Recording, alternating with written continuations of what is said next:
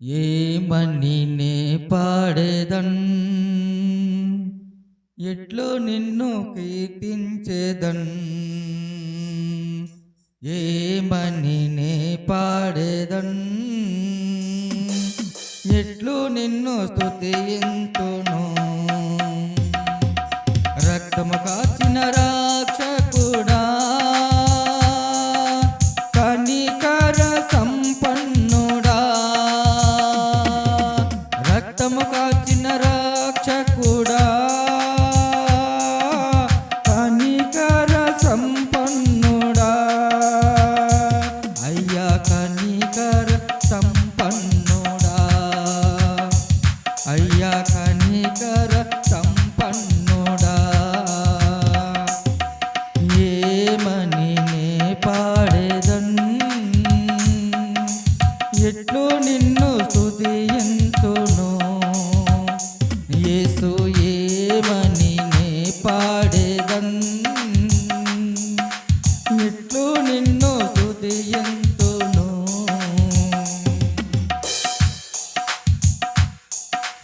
అభిషేకించి ఆదరించిన ఆదరణ నాయకుడా, అభిషేకించి ఆదరించిన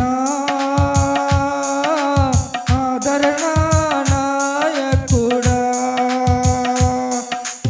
ఆదరణ నాయకుడా. అయ్యా ఆదరణ నాయకుడా. ఏమని నే పాడేదన్, ఎట్లు నిన్ను స్తుతింతును. దేవా ఏమని నే పాడేదన్, ఎట్లు నిన్ను స్తుతింతును. నీ పాదముల దరి చేరి తనివి తీరముద్దాడేదన్. నీ పాదముల దరి చేరి తనివి తీరముద్దాడేదన్, తనివి తీరముద్దాడేదన్.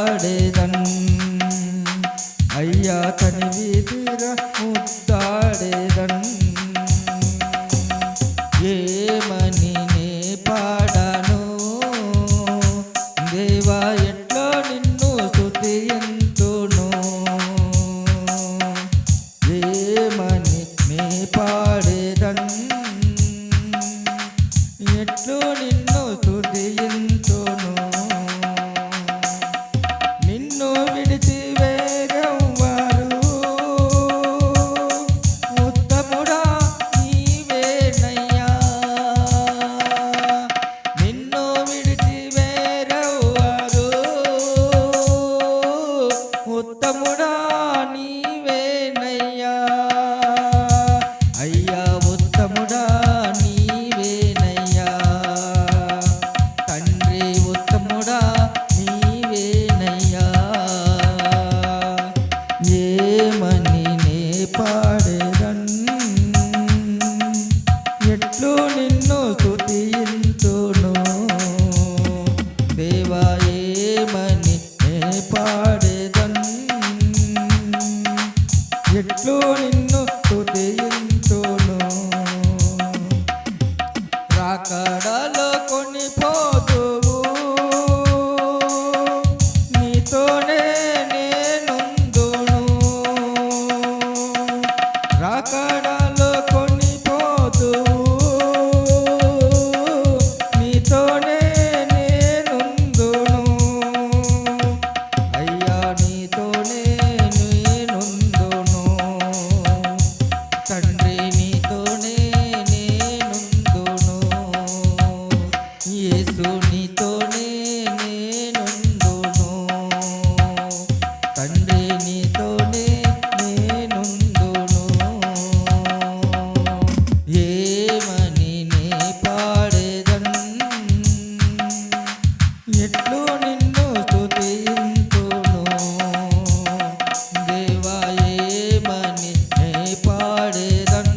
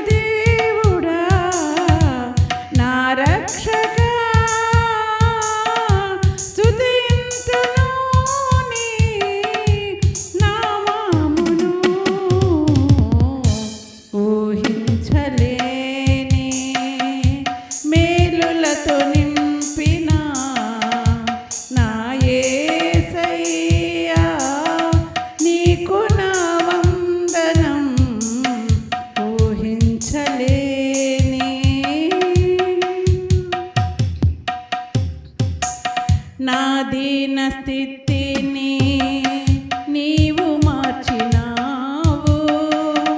నా జీవితానికి విలువనిచ్చినావు. నా దీన స్థితిని నీవు మార్చినావు. నా జీవితానికి విలువనిచ్చినావు. నీ కృపతో నన్ను ఆవరించినావు.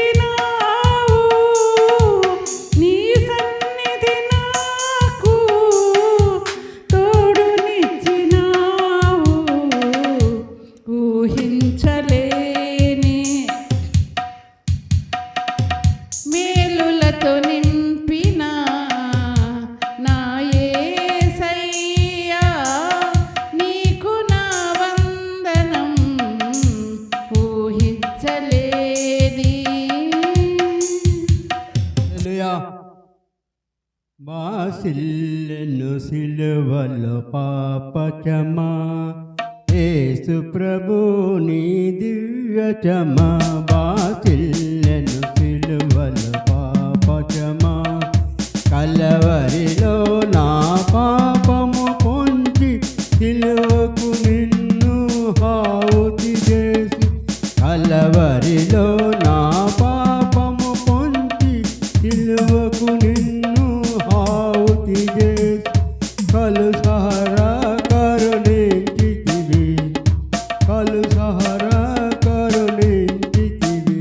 బాసిల్లెను సిలువలో పాపచమా, యేసు ప్రభు నీ దివ్యచమా. బాసిల్లెను సిలువలో పాపచమా, దోషము చేసిన నేనే కదా, మోసములో బ్రతికిన నేనే కదా. దోషము చేసిన నేనే కదా, మోసములో బ్రతికిన నేనే కదా. మోసితివా నా శాపభరం, మోసితివా నా శాపభరం. బాసిల్లెను సిలువలో పాపచమా, యేసు ప్రభు నీ దివ్యచమా.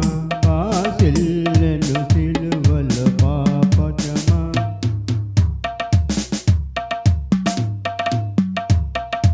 పాపము చేసి గడించితి మరణం, శాపముగానే నాటించినది.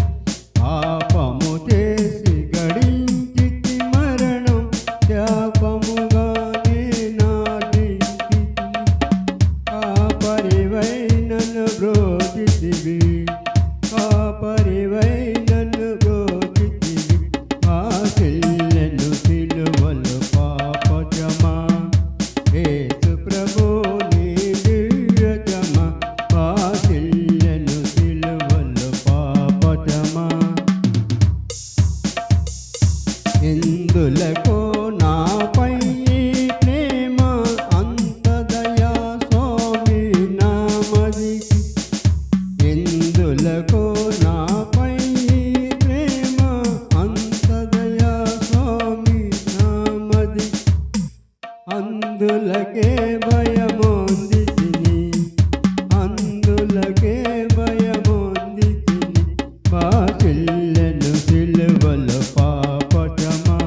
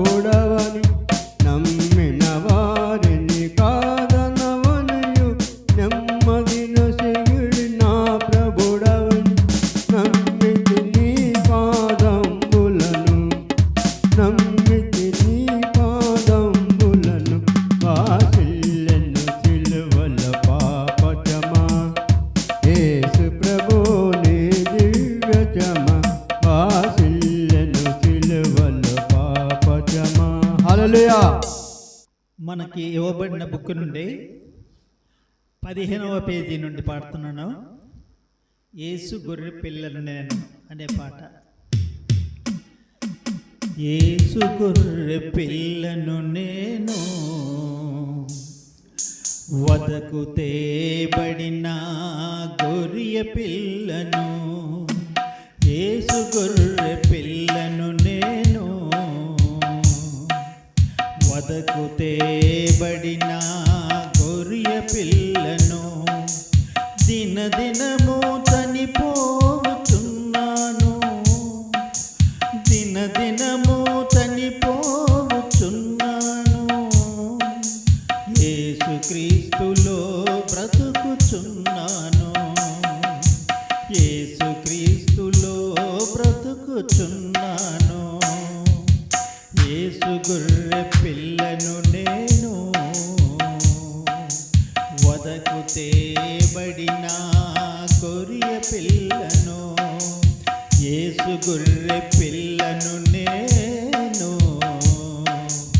వదకు తేబడిన గొర్రె పిల్లను. నా తలపై ముళ్ళు గుచ్చబడినవి, నా తలంపులు ఏడుస్తున్నవి. నా మోమున ఉమ్మి వేయబడినది, నా చూపులు తలదించుకొన్నవి. నా తలపై ముళ్ళు గుచ్చబడినవి, నా తలంపులు ఏడుస్తున్నవి. నా మోమున ఉమ్మి వేయబడినది, నా చూపులు తలదించుకొన్నవి. యేసు గొర్రె పిల్లను నేను, వదకు తేబడిన గొర్రె పిల్లను. యేసు గొర్రె పిల్లను నేను, వదకు తేబడిన గొర్రె పిల్లను. నా చేతులు సంకెళ్ళు పడినవి, నా వ్రాతలు చెరిగిపోవచ్చున్నవి. నా కాళ్ళకు మేకులు దిగబడినవి, నా నడకలు రక్తసిక్తమైనవి. నా చేతులు సంకెళ్ళు పడినవి, నా వ్రాతలు చెరిగిపోవచ్చున్నవి. నా కాళ్ళకు మేకులు దిగబడినవి, నా నడకలు రక్తసిక్తమైనవి. యేసు గొర్రె పిల్లను నేను, వదకు తేబడిన గొర్రె పిల్లను. యేసు గొర్రె పిల్లను నేను, వదకు తేబడిన గొర్రె పిల్లను. దినదినము చనిపోతున్నాను, దినదినము చనిపోతున్నాను. యేసుక్రీస్తులో బ్రతుకుచున్నాను. యేసు గొర్రె పిల్లను నేను, వదకు తేబడిన గొర్రె పిల్లను. వదకు తేబడిన గొర్రె పిల్లను, వదకు తేబడిన గొర్రె పిల్లను. దేవుని నామానికి మహిమ కలుగునుగాక. అందరం లేచి నిలబడి పితృపుత్ర 616వ పాట పాడుతూ ఆరాధన క్రమాన్ని ప్రారంభించుకుందాం.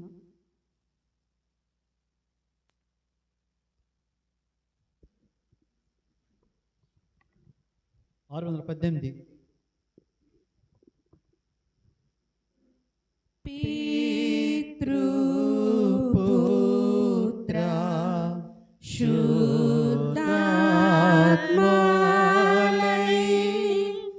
మేలానిచ్చు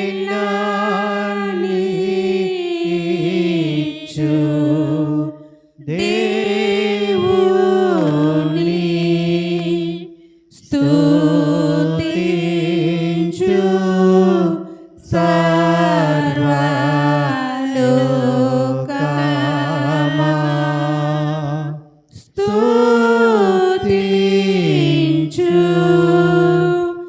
దివ్య సైన్యమా ఆమేన్.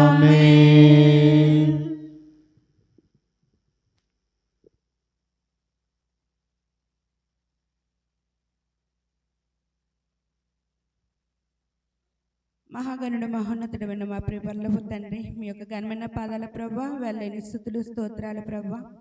నాయన యొక్క విశ్రాంతి దినమందు తండ్రి, నాయన మీ యొక్క ఆరాధన దినంలో ప్రభా పాలు భాగస్తులుగా మమ్మల్ని ఉంచినందుకు తండ్రి మీకు వెళ్ళని స్తోత్రాలు వందనాలు ప్రభా.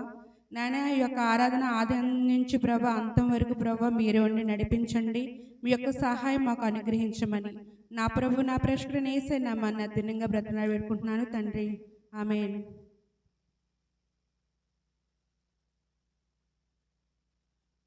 అలాగే ఉత్తర ప్రత్యుత్తరాలు చదువుకుందామండి. కీర్తనలు 55వ అధ్యాయము 1 నుంచి 12 వరకు చదువుకుందాం. దేవా, చెవియొగ్గి నా ప్రార్థన ఆలకింపము, నా విన్నపమునకు విముఖుడవై యుందుకుము. నా మనవి ఆలకించి నాకు ఉత్తరమిమ్ము.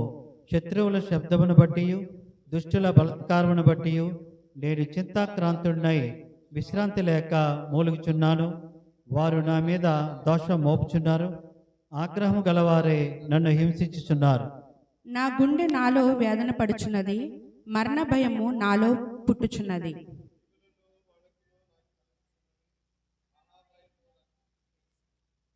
ఆహా, గొవ్వవలే నా రెక్కలున్న ఎడల నేను ఎగిరిపోయి నెమ్మదిగా నుందునే.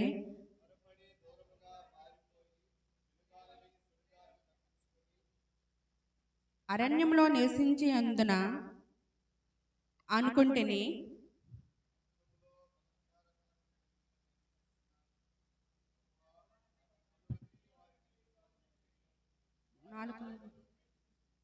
రాత్రింబగళ్ళు వారు పట్టణపు ప్రాకారముల మీద తిరుగుచున్నారు.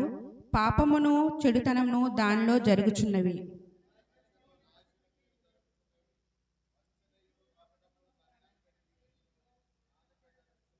పన్నెండవ వచనం అందరం చదువుకుందామండి. నన్ను దూషించువాడు శత్రువు కాడు, శత్రువైన ఎడల నేను దాన్ని సహింపవచ్చును. నా మీద మిట్టిపడువాడు ఆయన యందు పగబట్టినవాడు కాడు. దేవుని పరిశుద్ధ వాక్యం దీవించునుగాక. అలాగే ఆంధ్రక్రైస్తవ కీర్తనలోంచి 11వ పాట అండి. చూచుచున్నాము నీ వైపు.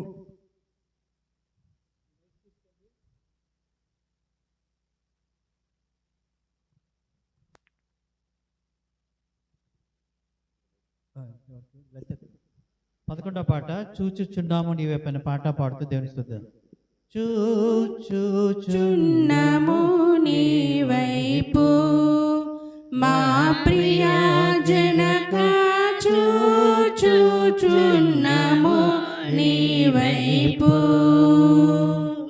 చూచుచుని ప్రేమ సంపు సువార్తలు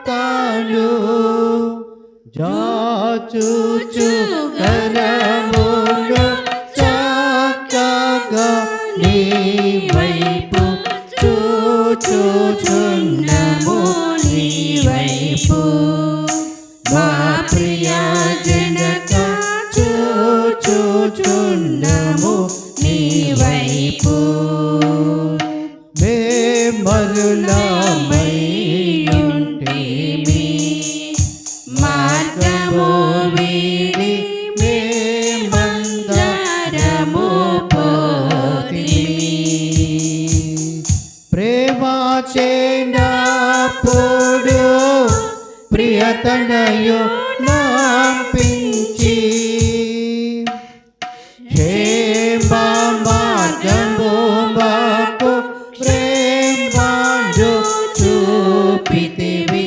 చూచుచున్నాము నీ వైపు మా ప్రియ జనక, చూచుచున్నాము నీ వైపు.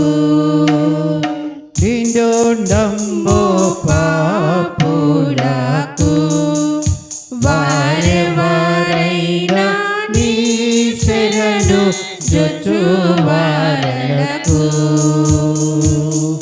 ఇండుడావు కేడెంబో నీ జగతిలో నగుచు కను పరచుచుందువు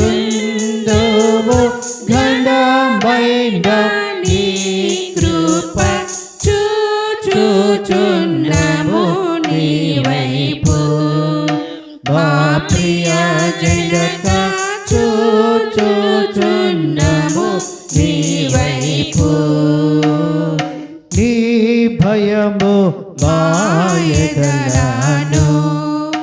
నిలుపును నీదు ప్రభావ మొనరంగను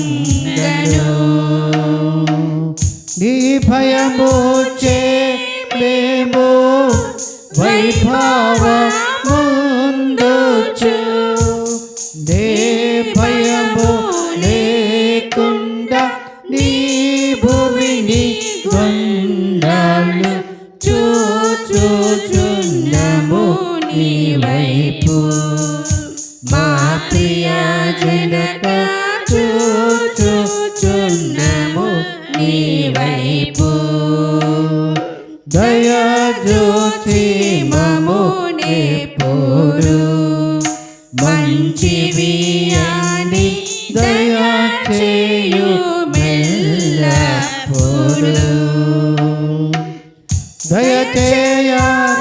దయచేయారానివి దయచేయుమని కోరా దయ చూపి మన్నించు దయగల మా తండ్రి చూచుచున్నాము నీ వైపు మా ప్రియ జనక చూచుచున్నాము నీ వైపు.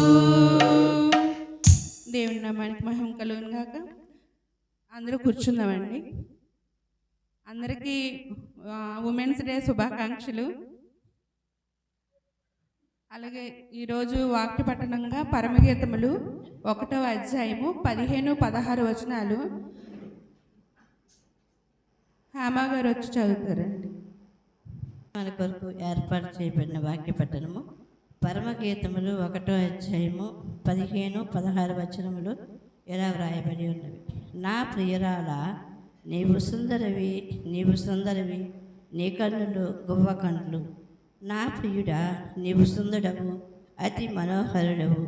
మన సైనాది స్థానము పచ్చని చోటు, మన మందిరములు దూరం దేవదారు మ్రాణులు, మన వాసములు శరీరపు మామూలు. దేవుడు తన పరిశుద్ధ వాక్యము దీవించును గాక. అలాగే ప్రార్థన దైవ గారు వచ్చి చేస్తారండి. కృపామేడ కనుకరమ గల మా ప్రియ పరలోకపు తండ్రి, నీకే వేలాది స్తుతి స్తోత్రం చెల్లిస్తున్నాం నాయన.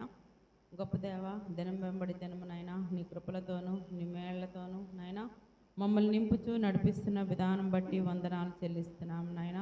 ఉదయకాల సమయంలో ఈ రీతిగా నాయన మేమందరము కూడా నిన్ను స్తుతించడానికి, నిన్ను గణపరచడానికి, నిన్ను మహిమపరచడానికి నాయన మాకు ఇచ్చినటువంటి అవకాశమును బట్టి స్తుతులు స్తోత్రాలు చెల్లిస్తున్నాం తండ్రి. కృపామయుడ నా తండ్రి, ప్రతి ఒక్కరి యొక్క జీవితాల్లో నాయన నీ ఆత్మీయమైనటువంటి బలములతోనూ నాయన ప్రతి బలహీనతలో కూడా నాయన మేము నా తండ్రి నీ వాక్యము ద్వారా, నీ ఆత్మ ద్వారా, నీ శక్తితో నాయన బలపడడానికి నా తండ్రి నీవు కృప చూపుతున్నందుకు నీకు స్తుతులు చెల్లిస్తున్నాం నాయన. నాయన మా సంఘంలో ఉండేటువంటి నాయన ప్రతి బిడ్డను బట్టి నాయన నీకే స్తుతులు చెల్లిస్తున్నాం నాయన. నా తండ్రి చిన్న బిడ్డల్ని నా తండ్రి నీ దయగల హస్తముల కింద నువ్వు భద్రపరుస్తూ నైనా నీ జ్ఞానముతోనూ నీ దయలో నా తండ్రి వారిని మీరు బలపరుస్తూ మీరు నడిపిస్తున్నందుకు మీకు స్తుతులు స్తోత్రాలు చెల్లిస్తున్నాం నాయన. మరలాగిన నా తండ్రి నాయన పరీక్షలు రాస్తున్నటువంటి బిడ్డలకు నాయన నీ జ్ఞానంతో నీవు నింపుచున్నావు తండ్రి. నీ ఆరోగ్యంతో బలపరచండి నాయన.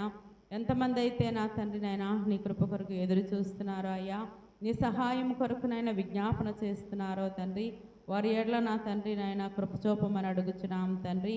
అలాగనే నా తండ్రి నాయన పేరు పేరున నాయన మా సంఘములో ప్రతి కుటుంబ జీవితంలో ప్రభా మీరుండండి తండ్రి.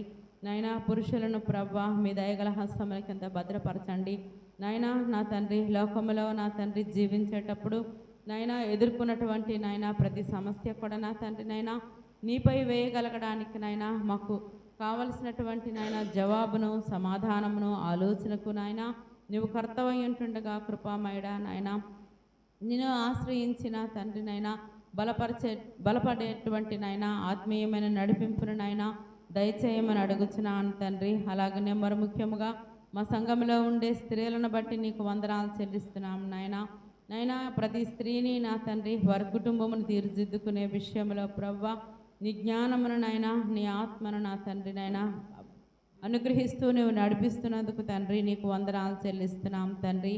నాయన ఏవైతే నా తండ్రి నాయన మా జీవితాల్లో నా తండ్రి స్త్రీలుగా నాయన నా తండ్రి ఇబ్బందికరమైనటువంటి పరిస్థితులు గుండా వెళ్ళేటప్పుడు నా తండ్రి నాయన నీ వాక్యము చెప్తున్నట్టుగా నా తండ్రి ఆకోరులో ఈ అనుభవాలు నా తండ్రి నిరీక్షణ కలిగినటువంటి నా తండ్రి అనుభవాలుగా నా తండ్రి మేము నీ తట్టు చూడడానికి నాయన మాకట్టి కృపను నాయన నీ వాక్యము ద్వారా నా తండ్రి నాయన జీవపు ఊట కలిగినటువంటి నిన్ను నా తండ్రి నాయన మేము పొందుకోవడానికి నా తండ్రి మా జీవితాలని సరిచేయమని అడుగుచున్నాను తండ్రి. ఎందుకంటే నా తండ్రి బిడ్డలను తీర్చిదిద్దే విషయం కావచ్చు, కుటుంబాన్ని నడిపించే విషయాలలో కావచ్చు నాయన మా పనులు నా తండ్రి మేము సమాజంలో చేసేటప్పుడు నాయన అన్యజనుల మధ్యలో మేము నివసించేటువంటి నాయన పరిస్థితులలో మా నోటి మాట కావచ్చు నా తండ్రి నాయన మా యొక్క ప్రవర్తన కావచ్చు నాయన మమ్మల్ని ప్రశ్నించేటప్పుడు నా తండ్రి మా హృదయాలలో నా తండ్రి నాయన ఏవైతే నాయన నేరారోపణ భావాలతో నా తండ్రి నాయన మేము వేదన పడుతున్నామో కృపామయుడా నాయన వాటి నుంచి నా తండ్రి నాయన మాకు జయమిచ్చువాడవు, మమ్మల్ని శక్తితో నింపువాడవు, మమ్మల్ని బలపరచువాడవు నీవు కనుకనైనా మేము నీ తట్టు చూడగలిగినటువంటి వారముగా నాయన నీవైతే నా తండ్రి మా కోసం నాయన మా పిల్లల కోసం నాయన ఏడవమని నా తండ్రి నీ సన్నిధిలోనైనా మేము అడిగితేనైనా నువ్వు అనుగ్రహించు వాడవు కనుకనైనా వాగ్దానం చేసినటువంటి నీవు నమ్మకము కలిగినటువంటి వాడవు కనుక నా తండ్రి నాయన నిన్ను ఆశ్రయించగలిగినటువంటి కృపతోనైనా మమ్మల్ని బలపరచమని అడుగుతున్నాను. కృపామయుడ యవ్వనస్తులైన బిడ్డల్ని నీ చేతులకు అప్పగిస్తున్నాను నాయన. వారి యొక్క జీవితాల్లో నా తండ్రి నాయన ఏమి అవసరమో నీకు తెలుసును నాయన. ప్రస్తుత ప్రపంచంలో ఉండేటువంటి నాయన భయంకరమైనటువంటి నా తండ్రి ఇంటర్నెట్ ప్రభావంలో నా తండ్రి నాయన అనేక మంది నాయన తమ జీవితాలని నాశనం చేసుకుంటూ ఉంటుండగా నాయన బిడ్డలైతే నా తండ్రి నాయన యవనస్తులు మొదలుకొని నాయన చిన్నపిల్లల వరకు కూడా నా తండ్రి నాయన సమాజంలో నా తండ్రి ఏ మంచిని చూడలేనటువంటి స్థితిలో నాయన ఇవి కడవరి దినములు అంత్య దినములను నా తండ్రి నాయన మేము గుర్తిరగలిగి నా తండ్రి నాయన మా బిడ్డల్ని సరిచేసేటప్పుడు నా తండ్రి నాయన వారికి వినగలిగినటువంటి నాయన హృదయాలను నా తండ్రి నాయన అనుగ్రహించమని అడుగుతున్నాను తండ్రి. నీవైతే నా తండ్రి నాయన పరిశుద్ధుడు అయి ఉంటుండగా నాయన కోటాను కోట్ల దూత గణములతో అనునిత్యము నువ్వు సుధించబడుతూ ఉంటుండగా నాయన నిన్ను సుధించగలిగే అర్హతనైనా మాకు లేనప్పటికీ నా తండ్రి నైనా నీ సిలువలో నా తండ్రి నైనా మా కొరకు నైనా నువ్వు రక్తము కార్చడం ద్వారా నా తండ్రి నిబిడలముగా మేము మార్పు పొందడానికినైనా నిజమైనటువంటి విశ్వాసంలో మేము ఎదగడానికి నాయనా అట్టి కృపను దయచేయండి. ఎందుకంటే నాయనా నువ్వు సర్వశక్తిమంతుడు అయి ఉంటుండగా నాయనా నీ కార్యములు నా తండ్రి నాయనా నువ్వు నిర్ణయించినటువంటివి నాయన నీ చిత్తానుసారముగా జరుగుతూ ఉంటుండగా నా తండ్రి నాయనా మరి మేము కూడా నా తండ్రి కేవలము నీ కృప చేతన ఎందుకంటే నాయనా మా పూర్వీకులైనటువంటి నాయనా మా యొక్క తల్లిదండ్రులు నా తండ్రి నాయనా వారు చేసినటువంటి విజ్ఞాపనలు ఈరోజు మేము నాయనా క్రీస్తును కలిగి ఉన్నాము అని నా తండ్రి నైనా మేము చెప్పుకోవడానికి నైనా కేవలం అది నోటి మాటతో కాకుండా నైనా మా జీవితాల్లో ఉండే వేషధారణను నా తండ్రి సరిచేయమని అడుగుతున్నాను తండ్రి. నైనా మేము ఎక్కడ తప్పిపోతున్నామో నీకు తెలుసును కనుక నా తండ్రి నైనా మేము నీ సన్నిధిలో నా తండ్రి నైనా వ్యర్థముగా వచ్చి వెళ్ళేవారిముగా కాకుండా నైనా ఏ వాక్యమైతేనైనా మా కొరకు నువ్వు సిద్ధపరిచి ఉన్నావో నైనా జీవాహారమైనటువంటి నిన్ను నా తండ్రి నైనా మేము భుజించగలిగే శక్తిని దయచేయండి. నీవిచ్చినటువంటి చెవులు నా తండ్రి నైనా నీ వాక్యాన్ని వినగలిగేవిగా నా తండ్రి నైనా మమ్మల్ని సరిచేయమని అడుగుతున్నాను. నైనా మేము చూసేవి నా తండ్రి నైనా మేము విచక్షణ కలిగినైనా నైనా వివేకముతో నా తండ్రినైనా మేము అడుగులు వేయడానికి నీ కృపణ దయచేయమని అడుగుతున్నాను. అయ్యా మా హృదయములలో క్రొవ్వుతో కాకుండా నా తండ్రినైనా చురుకైనటువంటి వారముగా నా తండ్రినైనా మేము జీవించడానికి నైనా సహాయము దయచేయమని అడుగుతున్నాను. కృపామయుడా నాయన మా యొక్క సంఘంలో ఉండేటువంటి నాయన శరీర బలహీనతలతో బాధపడుచున్నటువంటి బిడ్డల్ని నీ చేతులకు అప్పగిస్తున్నాం తండ్రి. అయ్యా నా తండ్రి నాయన నీ రక్తాన్ని ప్రోక్షించండి ప్రభువా. వారి శరీరంలో ఉండే ప్రతి బలహీనతను తీసివేయండి నాయనా. బలపరచమని అడుగుచున్నాను తండ్రి. నీ ఆత్మతో నింపమని అడుగుచున్నాను నాయన. ఏ కుటుంబంలో ఏ అక్కరతో నా తండ్రి నాయనా నీ సన్నిధిలోకి వచ్చి విజ్ఞాపన చేస్తున్నారో తండ్రి నాయనా, ప్రతి వ్యక్తిని ప్రతి కుటుంబమును నైనా మీరు దర్శించమని అడుగుచున్నాను అయ్యా. మీ శాంతి మీ సమాధానము నా తండ్రి నాయనా మా జీవితాల్లో నింపమని అడుగుచున్నాను తండ్రి. అయ్యా నీకు సాక్షులముగా మేము జీవించగలగడానికి నా తండ్రి నాయనా మమ్మల్ని నీ ఆత్మతో బలపరచమని అడుగుచున్నాను తండ్రి నాయనా. నీ దాసుని ద్వారా ఈరోజు మా కొరకు నైనా ఏ వాక్యమునైతే నేను నువ్వు సిద్ధపరచి ఉన్నావో అయ్యా నా తండ్రి, నీ వాక్యాన్ని మేము గ్రహించిన వారమైన నాయనా నీ యొక్క గొర్రెలునైనా నీ స్వరాన్ని వింటాయని నా తండ్రి నాయనా నీ వాక్యము సెలవిస్తూ ఉంటుండగా నాయనా మేము నీ గొర్రెలముగా నా తండ్రి నాయనా నీ స్వరాన్ని వినేవారముగా నా తండ్రి నాయనా మమ్మల్ని మీరు సిద్ధపరచమని అడుగుచున్నాను తండ్రి. మాలో మీరు నివసించమని అడుగుచున్నాను నాయనా. మా దేశ రాజకీయ నాయకులనైతేనేమి పరిపాలనా అధికారులనైతేనేమి నాయనా ప్రతి ఒక్కరిని నైనా మీరు దీవించమని అడుగుచున్నాను. నీ ఆత్మతో నింపమని అడుగుచున్నాను నాయనా. నీ సేవా పరిచర్య చేస్తున్న సేవకులు మా భారతదేశంలో నా తండ్రి నాయనా ఆయా ప్రదేశంలో వారు ఎదుర్కొంటున్నటువంటి సమస్యలను బట్టి నాయనా వారు ఎదుర్కొంటున్నటువంటి వేదనకరమైనటువంటి పరిస్థితులను బట్టి నాయనా నీ చేతులకు అప్పగిస్తున్నాం నాయనా. మీరు నా తండ్రి మీ ఆత్మతో వారిని మీరు బలపరుస్తూ నా తండ్రి నాయనా మీరు నా తండ్రి నాయనా వారికి ఉండే అవసరతలను మీరు తీర్చుతున్నందుకు మీకు స్తుతులు చెల్లిస్తున్నాం తండ్రి.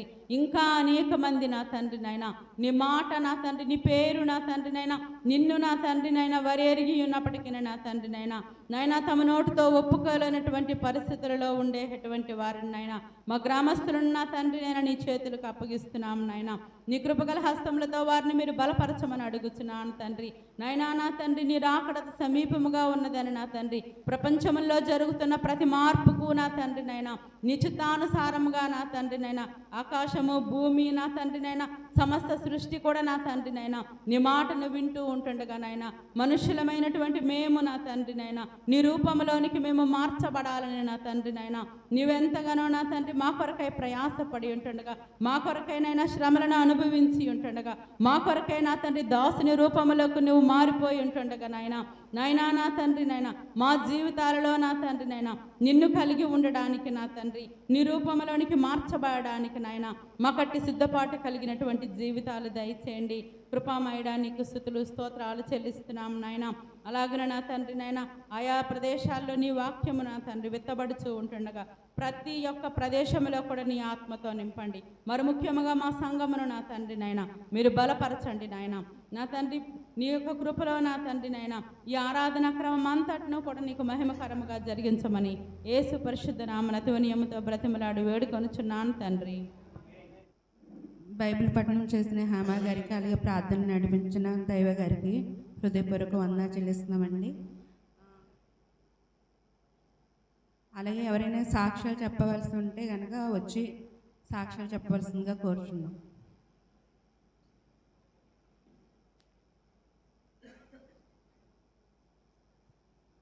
నేనే చెప్తాను సాక్ష్యం. దేవుని నామానికి మహిమ కలుగును గాక. దేవుని కృపను బట్టి ఇటు రీతిగా సజీవ లెక్కలో దేవుడు ఉంచిన విధానాన్ని బట్టి దేవునికి వందనాలు చెల్లిస్తున్నాను. రాత్రి నేను డ్యూటీలో ఉన్నప్పుడు చాలా సివియర్ పెయిన్ అనమాట. అంటే ఈ చెస్ట్లోంచి ఆ బ్యాక్ సైడ్కి చెయ్యి అంతా పీకేసి చాలా విపరీతంగా నొప్పి వచ్చేస్తుంది. అంటే ఉన్నాను కానీ చాలా బాధపడుతున్నాను. అసలు ఏం తెలియపోయాను. టిఫిన్ తీసుకెళ్ళాను కానీ టిఫిన్ కూడా తెలియపోయాను. మధ్యలో మంజక్క నాతో పాటు ఇద్దరం చేస్తున్నాము. అక్క అన్నారు ఇంజక్షన్ వేసుకోవచ్చన్నా తగ్గుతుంది కొంచెం అంటే ఇంజక్షన్ వేసిన తర్వాత కానీ ఒక హాఫ్ అన్ అవర్ ఏమో రిలీఫ్ ఇచ్చింది. మళ్ళీ తర్వాత అసలు నాకు ఉన్నానే కానీ డ్యూటీలో అసలు డ్యూటీ బిజీగానే ఉంది. అసలు రాత్రి అంతా అసలు నిద్ర లేదు. ప్లస్ ఈ చెయ్యి ఒకటి లాగుతుంటుంటే ఇంకా అదొక టెన్షన్ అయిపోయింది నాకు. ఇంకా సరే అని చెప్పి అలా ప్రార్థన చేసుకున్నాను. చేసుకున్న తర్వాత తెల్లవారి కరెక్ట్గా 5:30కి కరెక్ట్గా ఒక కేసు వచ్చిందండి. 44 years అతను లేచి తన పని ఏదో చేసుకుంటుంటే స్ట్రోక్ వచ్చి చనిపోయాడు అక్కడే. ఇంకా చూసిన తర్వాత ఇంకా నాకు భయం వేసేసింది. ఇంక నా చెయ్యి లాగుతుంది ఏంటి ఈ పరిస్థితి అనుకొని ఇంకా చాలా భయం వేసింది. నేను రాత్రి ఏదైనా మా వారికి ఫోన్ చేసి చెప్తాను, కాకపోతే తను టెన్షన్ పడిపోతారని చెప్పేసి నేను మరి ఏం చెప్పలేదు. ఇంకా ఉదయం అలాగ రావంగానే డైరెక్ట్గా తన దగ్గరికి వెళ్ళి ఆ ఇంజక్షన్లు అవి వేసుకున్నాను. దేవుని కృపను బట్టి కొంచెం రిలీఫ్ ఇచ్చింది. దేవుడు చూడకపోతే మనం ఉండము, ఆయన చూపేలేకపోతే మనం అసలు ఇలా జీవించలేమన్నమాట. ఇంకో సాక్ష్యం ఏంటంటే, నేను డ్యూటీలో ఉన్నప్పుడు ఎక్కువ క్రైస్తవులు అంటే ఎక్కువ నేను క్రిస్టియన్స్ మాటలు, తర్వాత బైబిల్ కోసమే ఎక్కువ మాట్లాడతాను. ఇంకా వేరే విధమైన మాటలు ఏమైనా మాట్లాడండి. అయితే ప్రతి ఒక్కరు నాకు ప్రేయర్ చేయండి అక్క, ప్రేయర్ చేయండి సిస్టర్ అని చెప్తారు. పవిత్ర అన్న అమ్మాయి మా కింద జీడీ అనమాట, ఆ పాప ఎఫ్ఎన్ఓ. ఆ అమ్మాయి ఏమో సిస్టర్ గారు మా చెల్లి కోసం ప్రేయర్ చేయమని చెప్పింది. అంటే చాలా దగ్గరగా వస్తుంది కానీ పోస్టింగ్ రావట్లేదంట అనేసి చాలా బాధపడుతూ నాకు చెప్పింది. నేను ఒకటే మాట అన్నాను, నేను ప్రార్థన చేస్తాను కనుక నువ్వు ప్రార్థన చేసుకో, వచ్చేది లెంటి డేస్ కనుక నువ్వు ఏవేవి నీకు అంశాలు ఉన్నాయో, నీకు ప్రార్థన అవసరతలు ఏమున్నాయో ఒక పేపర్ మీద రాసుకో. నేను ఇది ఒక సాక్ష్యం ఒక దగ్గర విన్నాను. వినిన తర్వాత నేను అలాగ చేశాను. ఇంచుమించు 2000 మా బాబు 8th క్లాస్లో ఉన్నప్పుడు, మా పెద్దోడు 8th క్లాస్లో ఉన్నప్పుడు నాకు ఉన్న శోధనలు బట్టి నాకు ఏం చేయాలో అర్థమయ్యేది కాదు. నేను ఎక్కువ సాక్ష్యాలు వింటాను.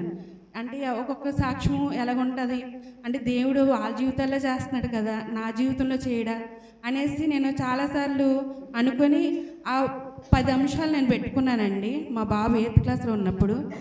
అంటే అది జరిగాయి. అంటే జరిగిన తర్వాత నేను చెప్పడం కాదు, జరిగినవన్నీ నేను ఏం చేసుకున్నానంటే టిక్ చేసుకున్నాను. కొన్ని అంశాలు ఉన్నాయి, దానికోసం ప్రేయర్ చేస్తున్నాను. ఇంకా నేను తనకు ఒక్క మాటే చెప్పాను, నువ్వు నీకు వీలుంటే, ఆ అమ్మాయి ఈ మధ్య బాప్తిసం తీసుకుంది, నీకు వీలుంటే నువ్వు అలా చేయరా, చేసిన తర్వాత వాటిని ఆ అంశాలు పెట్టి నువ్వు ప్రార్థన చెయ్యు. ఎందుకంటే మన మనుషులం కాబట్టి మనకి కోరికలు అనేకమై ఉంటాయి కనుక ఆ అంశాలు పెట్టి నువ్వు ప్రార్థన చేసుకో. లెంటి డేస్లో చర్చికి వెళ్ళి ఫాస్టింగ్ ఉంటే నీకు టైం అయితే ఏ సమయం నీకు కుదిరితే ఆ సమయంలో నువ్వు ఉపవాసం ఉండి ప్రార్థన చెయ్యి. ఉపవాసం ఉండి ప్రార్థన చేస్తే దేవుడు సమస్తం చేస్తాడని చెప్పేసి అమ్మాయికి నేను చెప్పాను.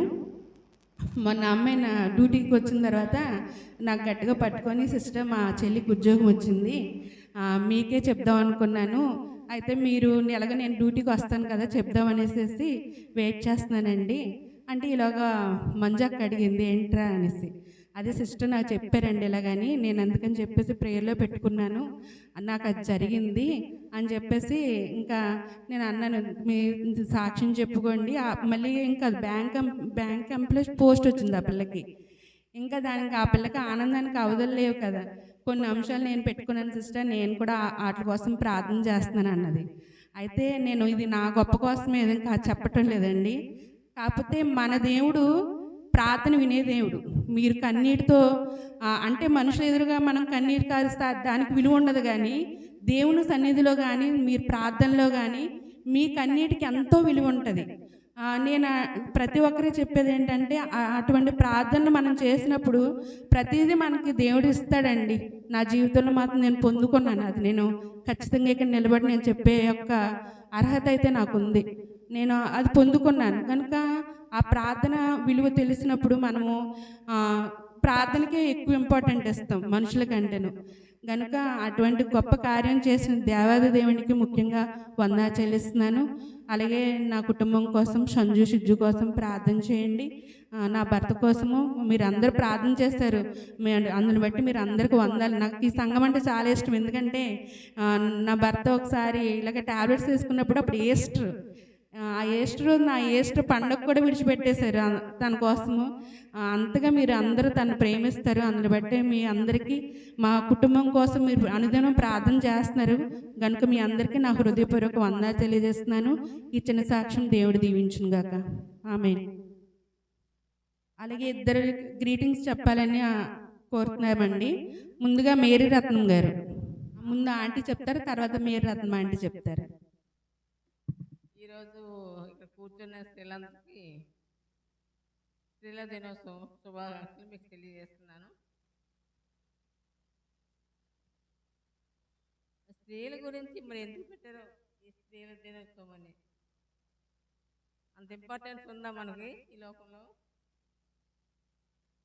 ఆడవాళ్ళకి ఇంపార్టెన్స్ ఉందా లోకంలో?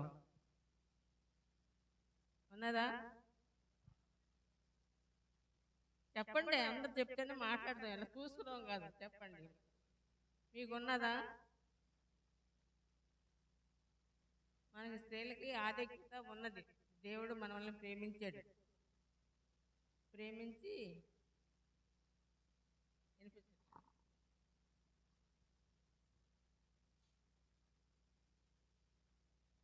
హలో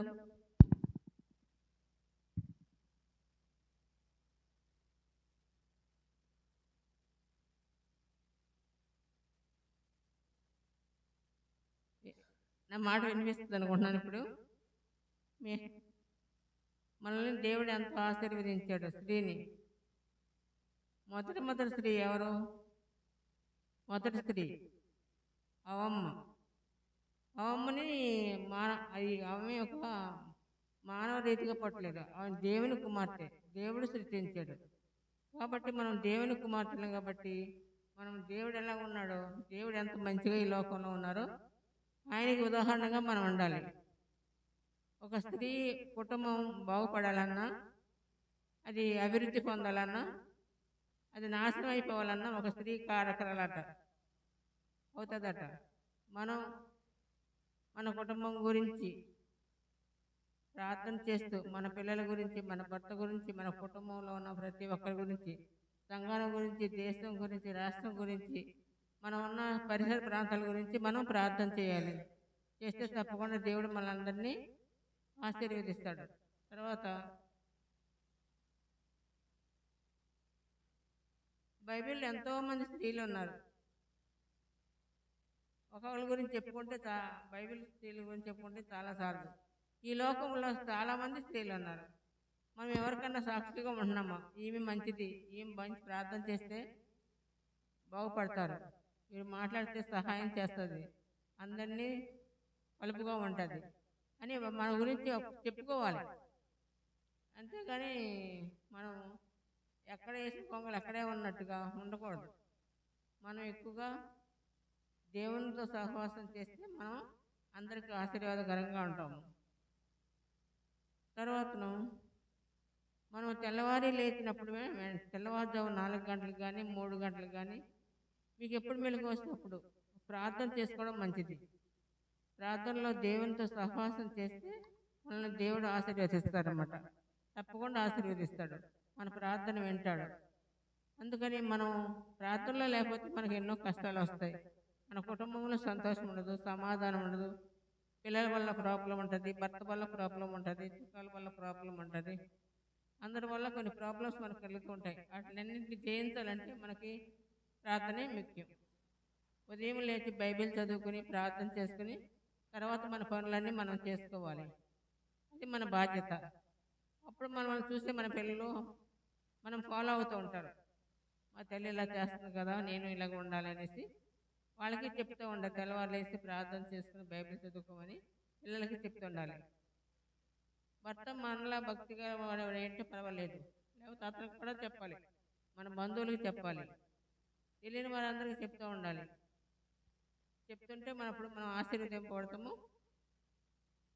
మనమున్న పరిసర ప్రాంతాలన్నీ ఆశీర్వదింపబడతాయి. ప్రతి సంవత్సరం ఇలాగే వస్తుంది. ఈ ఉమెన్స్ డే అనేది ప్రతి సంవత్సరం వస్తుంది.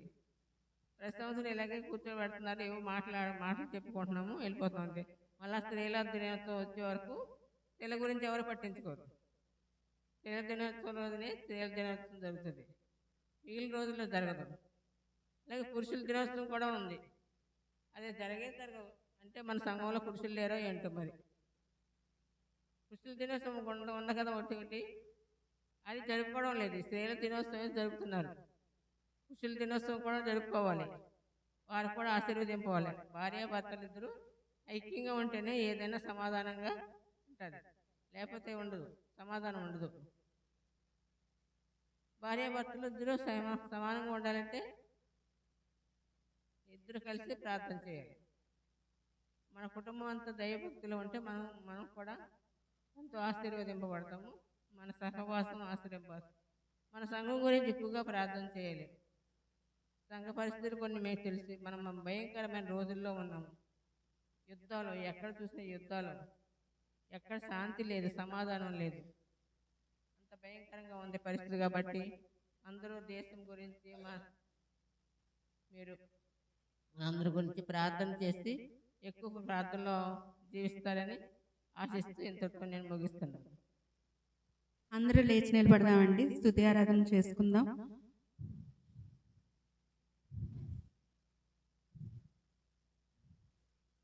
దేవుడు మనల్ని ఇటు రీతిగా నిలబెట్టి, అంటే శ్రేలంగా మనం ఉన్నాం కాబట్టి కుటుంబానికి ఎంతో అవసరత, మన ప్రార్థన ఎంతో కుటుంబానికి ఆశీర్వాదకరం అని చెప్పి ఆంటీ చెప్పారు. కనుక మన ప్రార్థన ఏమై ఉండాలంటే అది మన పెదవులతో చేసేది కాదు, కానీ హృదయంతో, మనం హృదయం నిండుగా ప్రార్థన, అటువంటి జీవితం మనకున్నప్పుడు తప్పనిసరిగా దేవుడు మన ఎల్ల నిలబెడతాడు. ఎందుకంటే మనం పిండంగా ఉన్నప్పుడే ఆయన మన యొక్క ప్రణాళిక ఆయన చేతిలో ఉంది. మనం ఏ స్థితిలో ఉన్నాను, ఏ పరిస్థితిలో ఉన్నాను, మనల్ని ఎంతగానో కాచి కాపాడుతున్న దేవునికి మనం ప్రతి ఒక్కరూ, వచ్చిన పాట అండి, పాత పాట ఇది, ప్రతి ఒక్కరూ స్వరం తెరిచి పాడండి. లేని వారు చప్పట్లు కొడుతూ దేవుని నామాన్ని మహింపరచండి. కోటి కిరణముల కాంతిని మించిన శాంతివి నీవేనయా, విశ్రాంతివి నీవేనయా. కోటి కిరణముల కాంతిని మించిన శాంతివి నీవేనయా, విశ్రాంతివి నీవేనయా. నీవే నా గానము, నీవే నా సర్వము, నీవే ఆధారము, నీవే ఆశ్రయము, నీవే నా మార్గము, నీవే నా సర్వము, నీవే ఆధారము, నీవే ఆశ్రయము. కోటి కిరణముల కాంతిని మించిన శాంతివి నీవేనయా, విశ్రాంతివి నీవేనయా.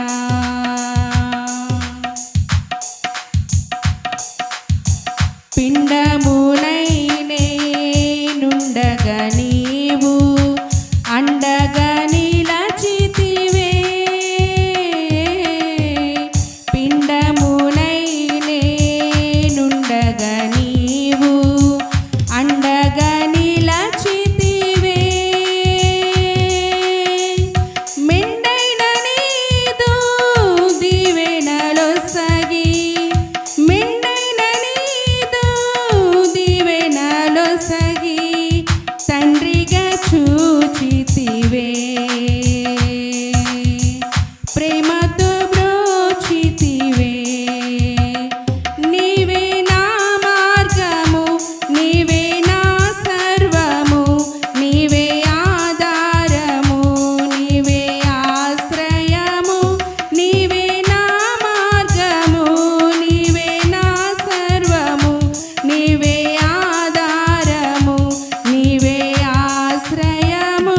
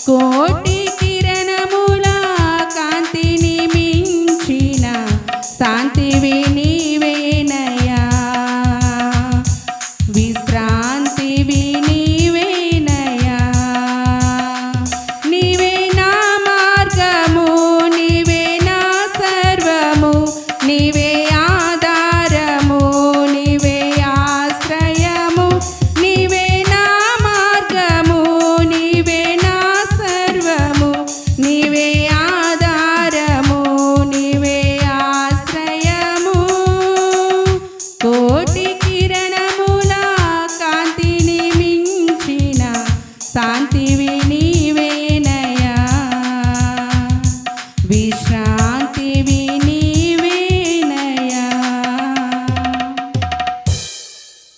ఈ లోకంలో మనల్ని ఎవరైనా విడిచిపెట్టచ్చు. మన తల్లి మనం విడిచిపెట్టచ్చు, మన తండ్రి మనం విడిచిపెట్టచ్చు, మన బంధువులు మనం విడిచిపెట్టచ్చు. కానీ నిన్ను ఎన్నడూ ఈ విడువుడి దేవుడు ఎవరైనా ఉన్నారంటే అది కేవలం మన దేవుడేనండి. మనం హృదయపూర్వకంగా మనం ప్రార్థించినప్పుడు మన ప్రార్థన వింటున్న దేవుడు అండి ప్రభు. కనుక అటువంటి దేవుని మనం కలిగి ఉన్నాము కనుక మనము ఏదో నామక మన సంఘానికి రావడం వెళ్ళడం కాదు, కానీ నీవుకు ఉన్న స్థితిలో నా దేవుని మహింపరచండి, దేవుని నేను స్తుతించండి. మన ప్రార్థన మన పెదవులు చాపిన ఆయన మన పెదవులు విప్పి ఆయన స్తుతించినప్పుడు ఆయన మన స్తుతుల్లో ఆసీనుడై ఉన్నాడు. ఎందుకంటే మన దేవుడు వింటున్న దేవుడు అండి. వింటున్న దేవుడు కనుక మీరు ప్రార్థన వృధాగా పోదు, మీ స్తుతులు వృధాగా పోదు, మీ యొక్క కన్నీరు వృధాగా పోదు. ప్రతిదీ ఆయన యొక్క సన్నిధిలో చేరుతుంది కనుక ప్రతి ఒక్కరూ ఆయన మీ యొక్క హృదయాలను తెరిచి దేవుని స్తుతించండి. దేవా మీకు వందనాలు తండ్రి, దేవా మీకు స్తుతులు తండ్రి, ప్రభువా మీకు వందనాలు తండ్రి. యేసయ్యా నాయనా మిమ్మల్ని కలిగిన నాయన మేము ఎంతో ధన్యులము తండ్రి. యేసయ్యా నాయనా మేము ఎటువంటి అపాయకరమైన స్థితి గుండా వెళ్తున్నా తండ్రి, మమ్మల్ని కాపాడుతున్నారు తండ్రి, మీకు వందనాలు. ప్రతి ఒక్కరూ నాయన దేవుని స్తుతించండి. దేవా మీకు వందనాలు తండ్రి, వందనాలు వందనాలు. యేసయ్యా మీకు స్తుతులు స్తుతులు స్తోత్రాలు ప్రభువా. ఆరాధించే వేళ యందు నీదు హస్తములు తాకాయి నన్ను, పశ్చాత్తాపం కలిగే నాలో నేను పాపినని గ్రహించగానే ఆరాధించే వేళ యందు నీదు హస్తములు తాకాయి నన్ను, పశ్చాత్తాపం కలిగే నాలో నేను పాపినని గ్రహించగానే నీ మేళ్లకు అలవాటయ్యే నీ పాదముల్ వదలకుంటిన్, నీ మేళ్లకు నీ పాదముల్ నీకిష్టమైన దారి కనుగొంటి నీతో చేరి. యేసయ్యా యేసయ్యా యేసయ్యా యేసయ్యా యేసయ్యా యేసయ్యా యేసయ్యా యేసయ్యా మేలు చేయక నీవు ఉండలేవయ్యా, ఆరాధించక నేను ఉండలేనయ్యా. మేలు చేయక నీవు ఉండలేవయ్యా, ఆరాధించక నేను ఉండలేనయ్యా. యేసయ్యా యేసయ్యా యేసయ్యా యేసయ్యా యేసయ్యా యేసయ్యా యేసయ్యా యేసయ్యా.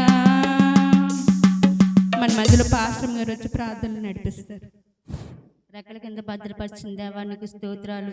ఇదిగో నా దేవ మా సంఘ బిడ్డలందరినీ కాచి కాపాడి నాయన ఉమెన్స్ డే నాయన బిడ్డలందరినీ ప్రభా నీ యొక్క సజీవులమైన రెక్కల కింద భద్రపరచండి దేవానికి స్తోత్రాలు. ఇదిగో నా తండ్రి ప్రతి క్షణము నాయన మా నామకత్వం కోల్పోయినప్పుడు నీ వాక్యంతో నాయన నీ సన్నిధిలో మమ్మల్ని ధైర్యపరిచిన యేసయ్యానికి స్తోత్రాలు.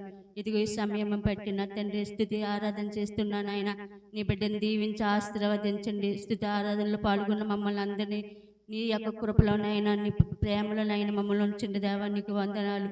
అయినా మీరు నా తండ్రి యేసయ్య కుటుంబం కానీ ఎడమ కానీ తొట్టిల్లిపోకుండా ప్రభా మమ్మల్ని కాస్తూ కాపాడుతూ నడిపించిన విధానం బట్టి నీకు వందనాలు.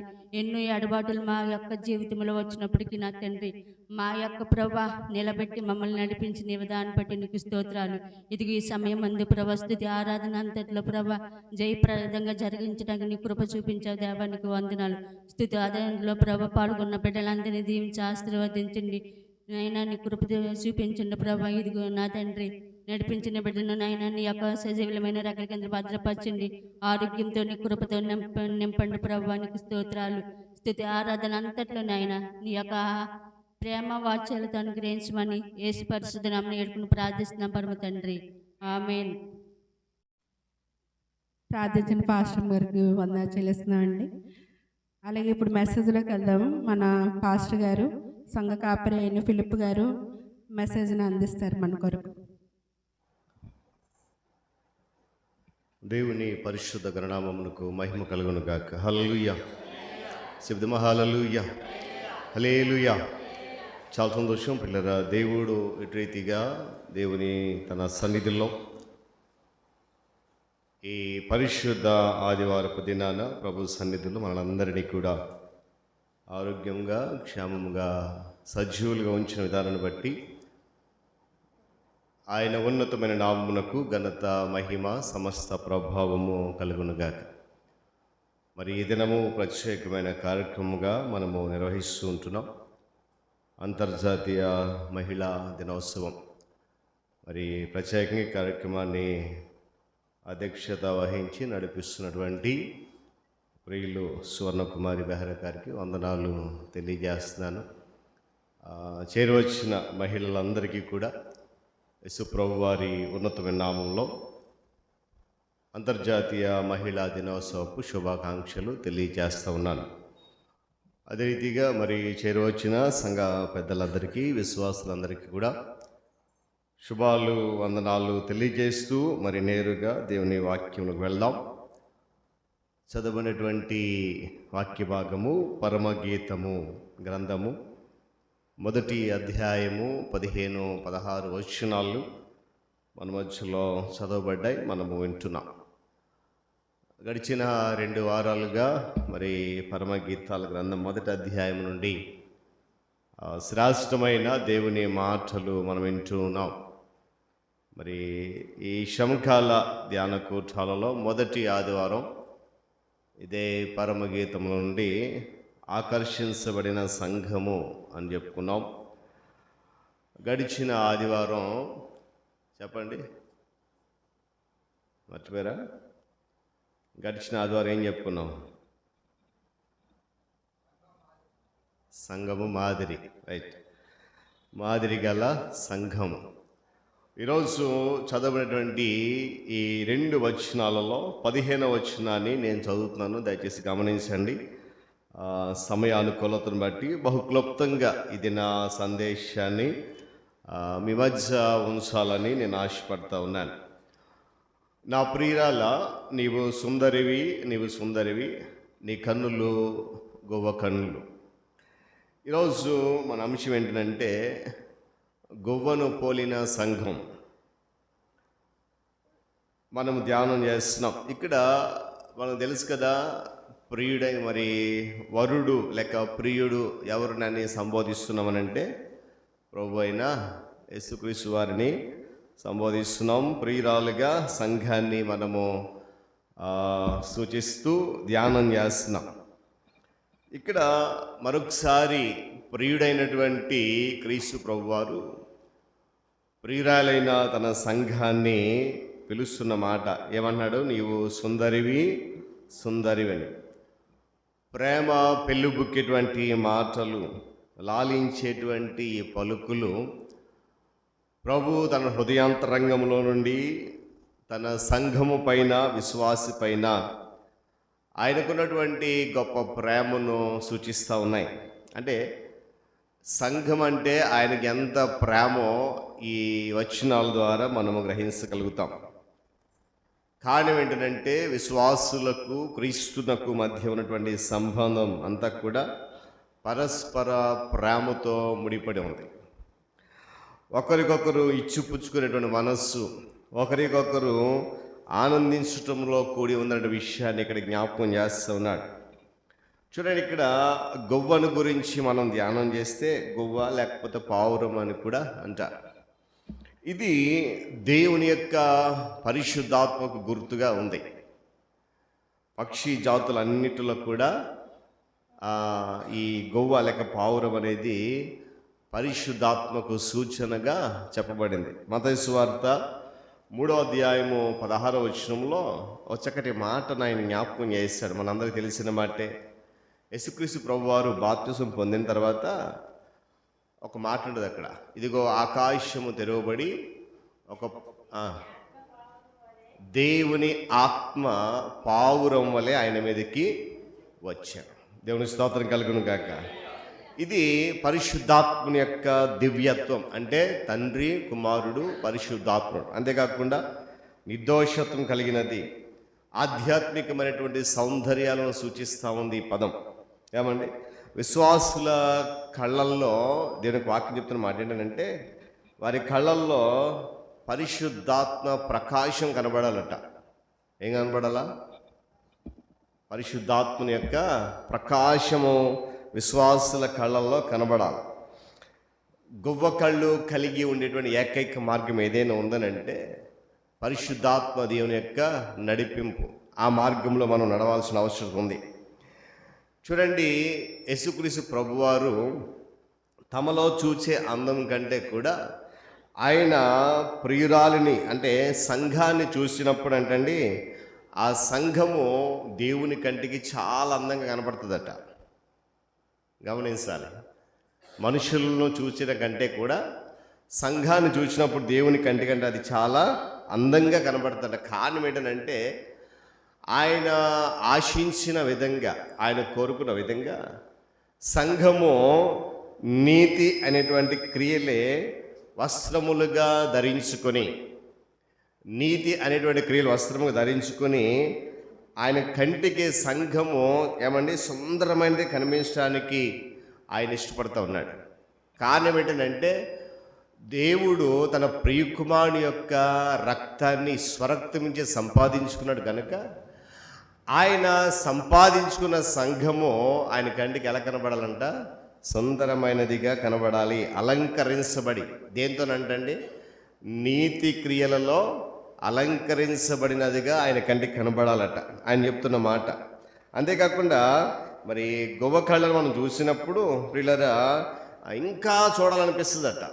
మీరు ఎప్పుడైనా గమనించారో లేదో, ఆ గొవ్వ కళ్ళు లేక పావురం కళ్ళు చూసినప్పుడు ఇంకా అవి వాటిని చూడాలనిపిస్తుందంట. ఎందుకంటే ఆ పక్షి కళ్ళను మనం చూసే కొలది ఆ కళ్ళల్లో ఇంకా అమాయకత్వం పెరుగుతున్నట్లు కనిపిస్తూ ఉంటుందంట. మరి ఏ పక్షి కళ్ళల్లో కూడా ఆ యొక్క అమాయకత్వం అనేది కనిపిస్తుంది. కనుక నీతి పరిశుద్ధత ఉన్నటువంటి వధువు సంఘం యొక్క స్థితి, అందులో ఆయన కోసము నిలిచిన వారిలో అమాయకత్వము, వారి నిర్దోషత్వము, పాపరహితమైన జీవితము దేవుని కంటికి కనబడాలి. కొంతమంది కళ్ళని మనుషుల్లో కూడా కొంతమంది కళ్ళను చూస్తే అలా చూడాలనిపిస్తుందట, మరి కొంతమంది కళ్ళు చూస్తే భయం వేస్తుందట కదా. ఇక్కడ ఈ పక్షి అంటే గొవ్వ కళ్ళు చాలా అందమైనటువంటి కళ్ళుగా వర్ణించబడింది. అందుకే ఇక్కడ అన్నాడు కదా, నా ప్రియురాల నీవు సుందరివి, నీ కళ్ళు గువ్వ కన్నులు అని చెప్పి. సంఘము మనోహరంగా ఉండాలని, సంఘము విలువైనది ఉండాలని ప్రియుడైనటువంటి యేసుక్రీస్తు ప్రభువారు ఆకాంక్షిస్తూ ఉన్నాడు, ఎదురు చూస్తూ ఉన్నాడు. ఎప్పుడు సంఘము మనోహరమైనది కానీ కంటికి కనబడుతుందంటే, నేను ప్రారంభం చెప్పినట్లుగా సంఘము నీతి అనే క్రియలను అలంకరించుకున్నప్పుడు, నీతి వస్త్రాలను ధరించుకున్నప్పుడు దేవుని కంటికి ఎలా కనబడుతుందంట? మనోహరమైనదిగా కనబడుతుంది. దేవుని స్తోత్రం కలుగును గాక. చెప్తాం గట్టిగా హల్లెలూయా. అయితే సంఘం యొక్క మనోహరత్వం ఏంటంటే సంఘము కలిగినటువంటి పరిశుద్ధతయే మనోహరం. కారణం ఏంటంటే సంఘము అలాంటి సౌందర్యాన్ని కలిగి ఉండాలని చెప్పి ప్రభు కోరుకుంటున్నాడు. ఎందుకో తెలుసా?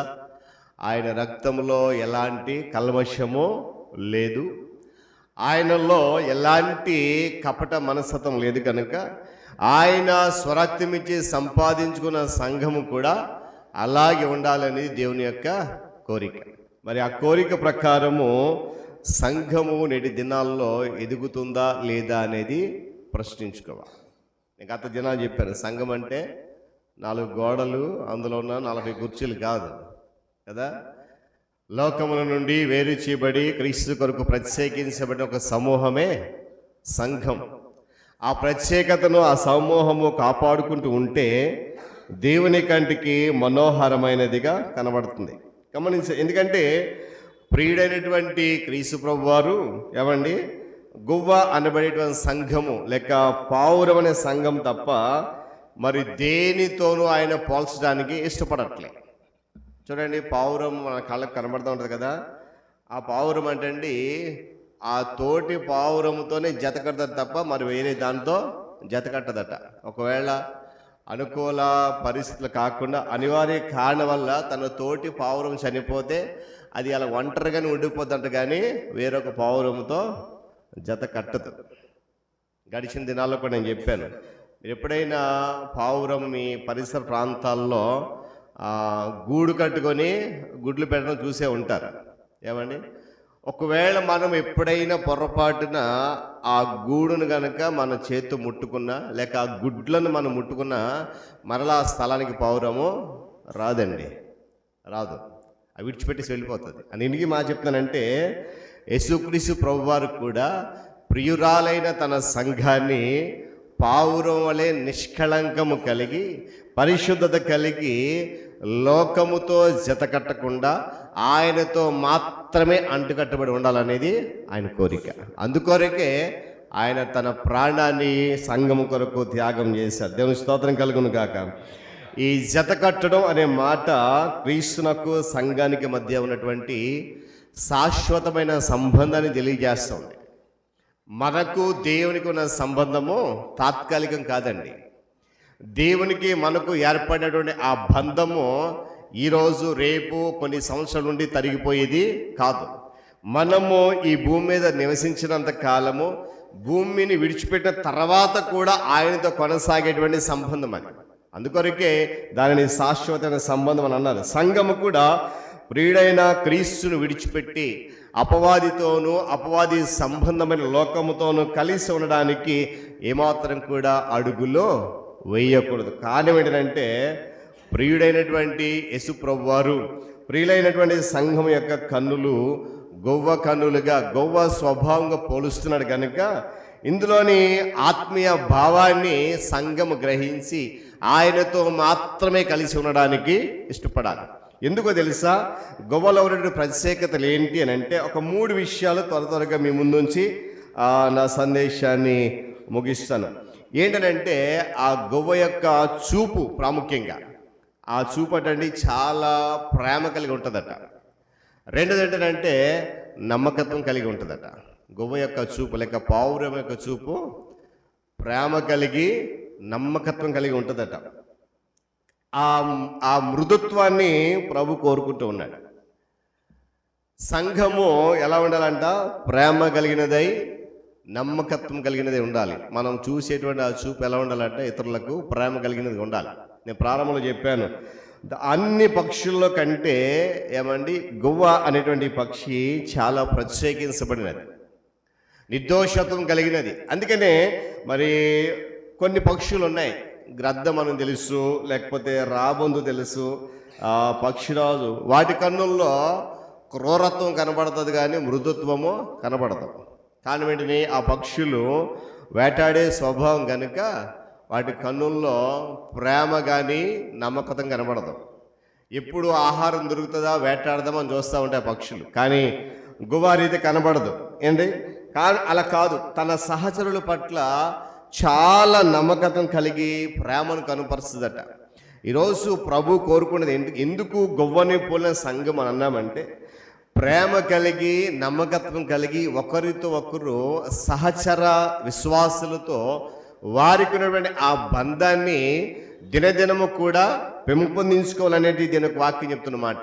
అయితే యెషయా గ్రంథంలో ప్రవక్త యెషయా యెరూషలేమును గురించి ఒక చక్కటి మాట జ్ఞాపకం చేస్తారు. ప్రవచించిన మాట చూడండి.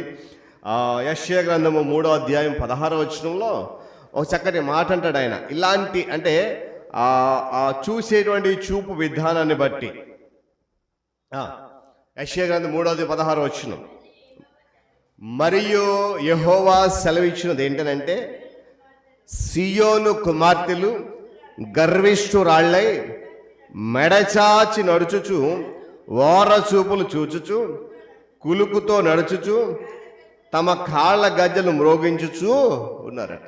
అంటే చూడండి, యెరూషలేము దేవుని ప్రియమైనటువంటి సంఘం ఉన్నది. కానీ ఆ ప్రియుడైనటువంటి దేవుని విడిచిపెట్టి ఎలా చూస్తుందట, గర్విష్ఠురాలై గర్వముతో కూడి నడక నడుస్తూ, ఒక మాట చూడ అక్కడ, మెడచాచి నడుస్తూ వార చూపులు చూస్తుందట.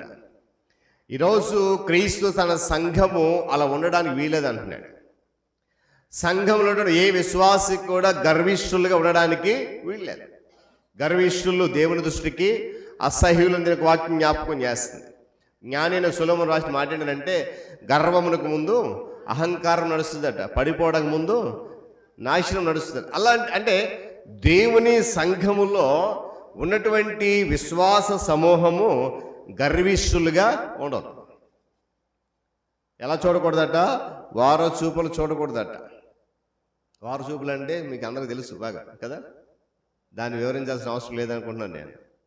ఈరోజు మన అంశం ఏంటంటే ప్రేమ కలిగినటువంటి చూపు. మనం ఒక వ్యక్తిని చూసినప్పుడు మనము చూసేటువంటి ఆ చూపులో వాళ్ళకి ఏం కనబడాలంట, ప్రేమ కనబడాలి, నమ్మకత్వం కనబడాలి. యేసుప్రభు వారు మన వైపు అలాగే చూచాడు. ఆయన ఇప్పటికీ కూడా ఆయన తన గాయపడిన చేతులు చాపి ప్రేమ కలిగి చూస్తూ ఉన్నాడు, ఎప్పుడొస్తారా తిరిగి నా దగ్గరికి అని. కానీ ఒక మాట యెషయా గ్రంథంలో, రానొల్లని ప్రజలు, లోబడనొల్లని ప్రజలు, దినమెల్లా వారి కొరకు నా చేతులు చాపుతున్నాను కానీ వారి మాత్రం కూడా లోబడరు అని చెప్పి వాక్యం జ్ఞాపకం చేస్తున్నాడు. ప్రవచనం అంటే చూడండి, గొవ్వ యొక్క చూపులో నమ్మకత్వం కనబడతా ఉంది, ప్రేమ కనబడతా ఉంది. మరి ఏ ఇతర జాతి పక్షులలో కూడా అది కనబడదు. అందుకే ప్రభు కూడా అన్నాడు మత్తయి సువార్త 10:16 తన శిష్యులను పంపుతూ, ఇదిగో మిమ్మల్ని తోడేళ్ల మధ్యకు పంపిస్తున్నాను. చదవండి ఒకసారి అన్నమాట. 10:16 మత్తయి సువార్త 10:16 ఏమన్నాడు ఆయన? ఇదిగో తోడేళ్ల మధ్యకు మిమ్మల్ని పంపిస్తున్నాను గనుక, జాతి గమనించాలి ఇక్కడ, పాముల వల్లే వివేకులను, పావురముల వల్లే నిష్కపటులై ఉండండి. చెప్పాలి, మనుష్యులను గూర్చి జాగ్రత్త. వారు మిమ్మల్ని మహాసభలకు అప్పగించి తమ సమాజ మందిరములను మిమ్మల్ని కొరడాలతో కొట్టిస్తారు. చూడండి, సంఘానికి ప్రభు చెప్తున్న మాట ఏంటంటే, మీరు పావురముల వలె నిష్కపటులై ఉండాలి, కపటము గలవారిగా ప్రవర్తించొద్దు. ఒక మాట అన్నట్టు, ఆ మాట నేను ఎప్పుడు చదువుతూ ఉంటానండి. మనుష్యులను గూర్చి చదవండి ఒకసారి ఆ మాట. మనుష్యులను గూర్చి అంటే చూడండి, మనుషులు ఎంత, వారి స్వభావము, వారి ప్రవర్తన దేవుని దృష్టికి ఎంత ప్రతికూలంగా ఉందో కదా. మనం అనుకోవచ్చు, పాస్టర్ గారండి ఇది కేవలము అన్యజనుల గురించి కదా, దేవుని నమ్మని ప్రజల గురించి ఏమో అనుకోవచ్చు. కానీ కాదండి. ఏమండి, నేను అంటాను, ఒక అయ్యుండొచ్చు, కాదని సంపూర్ణంగా చెప్పను. కానీ ఈ మాట ప్రస్తుత దినాల్లో క్రైస్తవ సమాజాన్ని గురించి, సంఘాన్ని గురించి కూడా అన్వయించుకోవాలి. ఎందుకో తెలుసా, సంఘములో క్రీస్తును అనుసరిస్తున్న వారే ఏమండి ప్రేమ లేని వారై, ఒకరి పట్ల ఒకరు నమ్మకము లేని వారై జీవిస్తా ఉన్నారు, ప్రవర్తిస్తూ ఉన్నారు. అందుకే మాట అన్నాడు ఆయన, పావురముల వల్ల ఏం చేయాలా, నిష్కపటులై ఉండాలి. ఎందుకంటే ఆ నిష్కపటం కలిగినటువంటి మనస్సు ఉంటే కనుక ఏ పరిస్థితుల్లోనైనా సరే దేవుడు మనల్ని తప్పిస్తాడు. దేవుని స్తోత్రం కలుగును గాక. యేసుక్రీస్తు ప్రభు వారు జీవించిన విధానం అదే. ఏమండి, ఎలా ఉన్నాడు ఆయన? వివేకం కలిగి, నిష్కపటం కలిగి, కడ వరకు కూడా భూమి మీద జీవించాడు. కనుకనే చనిపోయినను మరలా ఆయన తిరిగి చెప్పాలి లేపబడ్డాడు. దేవుని స్తోత్రం కలుగును గాక. ఏమండి, విశ్వాసులను ఆయన హెచ్చరిస్తున్న మాట అది. ప్రభు గొవ్వ యొక్క చూపు ఏమండి నిష్కపటమైనది కనుక దీనిని బట్టి ప్రియుడైనటువంటి క్రీస్తు విశ్వాసుల పట్ల అనగా ప్రియురాలైన సంఘం పట్ల ఆయన ప్రేమ, ఆయన నమ్మకత్వం ఎంత విలువైనవో విశ్వాసుల యొక్క ప్రేమ నమ్మకత్వం కూడా అంత విలువైనవై ఉండాలని చెప్పి దేవుని యొక్క వాక్యం జ్ఞాపకం చేస్తుంది. దేవుని స్తోత్రం కలుగును గాక. ఇక రెండో మాట ఏంటంటే పావురము లెక్క గువ్వకటండి మరొక లక్ష్యం ఏంటంటే ముందు చూపు ఉంటుందట. ఒకటేంటి, ప్రేమ కలిగి నమ్మకత్వం కలిగి ఉంటుంది. రెండోది ఏంటంటే ముందు చూపు కలిగి ఉంటుంది. మనలో కూడా చాలా మందికి ముందు చూపు ఉంది. దేని కొరకు? దేవుని రాజ్యం కొరకు మాత్రం చెప్పకండి కదా.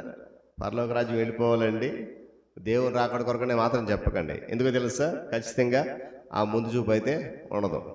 ప్రభు వచ్చేలోపు ఎంత సంపాదించుకుందామా, ఎంత తిందుమా, ఎంత త్రాగుదుమా, ఎంత విశాలంగా స్వేచ్ఛగా తిరుగుదుమా.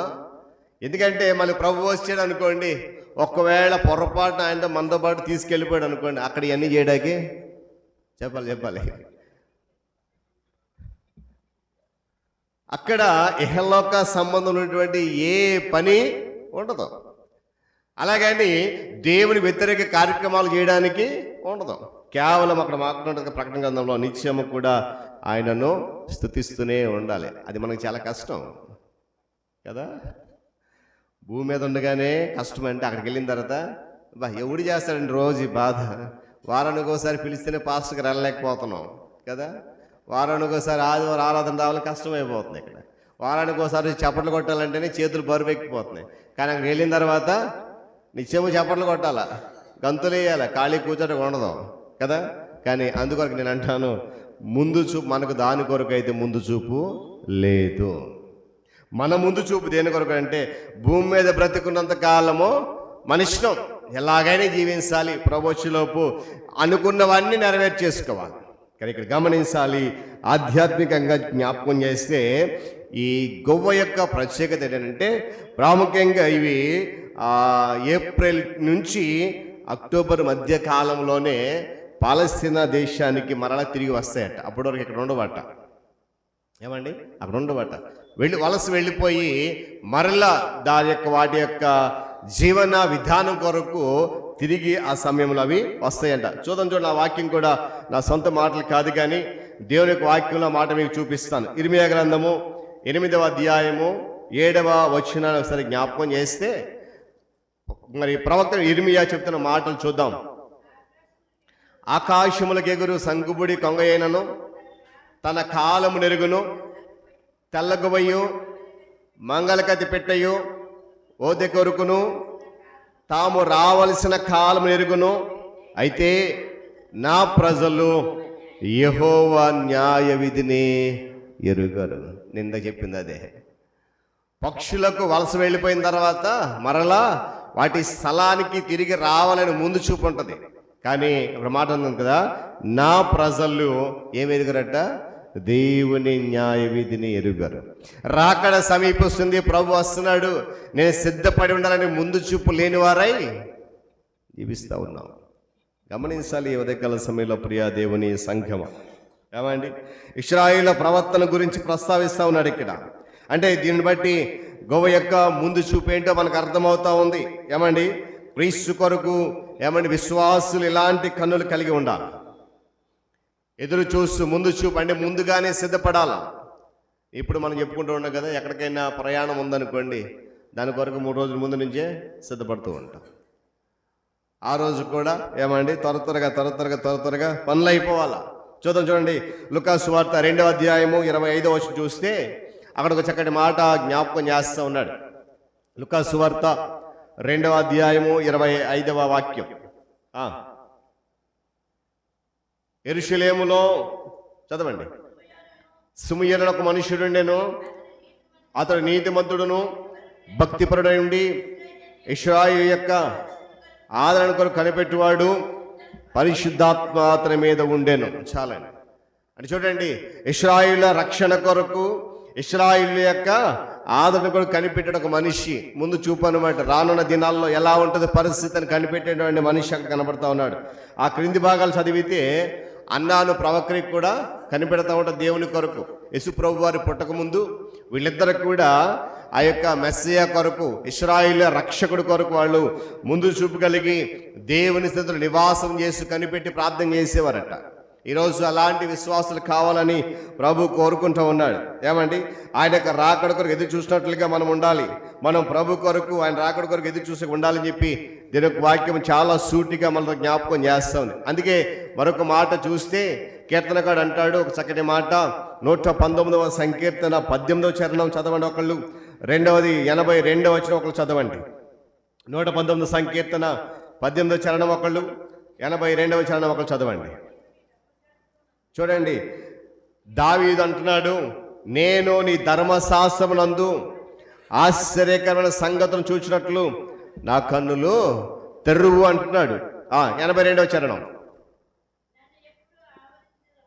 నన్ను ఎప్పుడు ఆవరించదవో.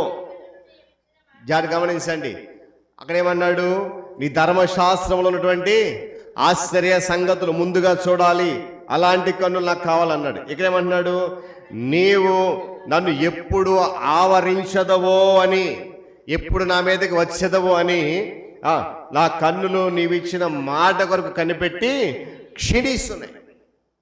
చూడండి, ఎందుకు ఈ మాట జ్ఞాపకం చేస్తానంటే రోజులు చాలా త్వరితగతిన తరలిపోతూ ఉన్నాయి.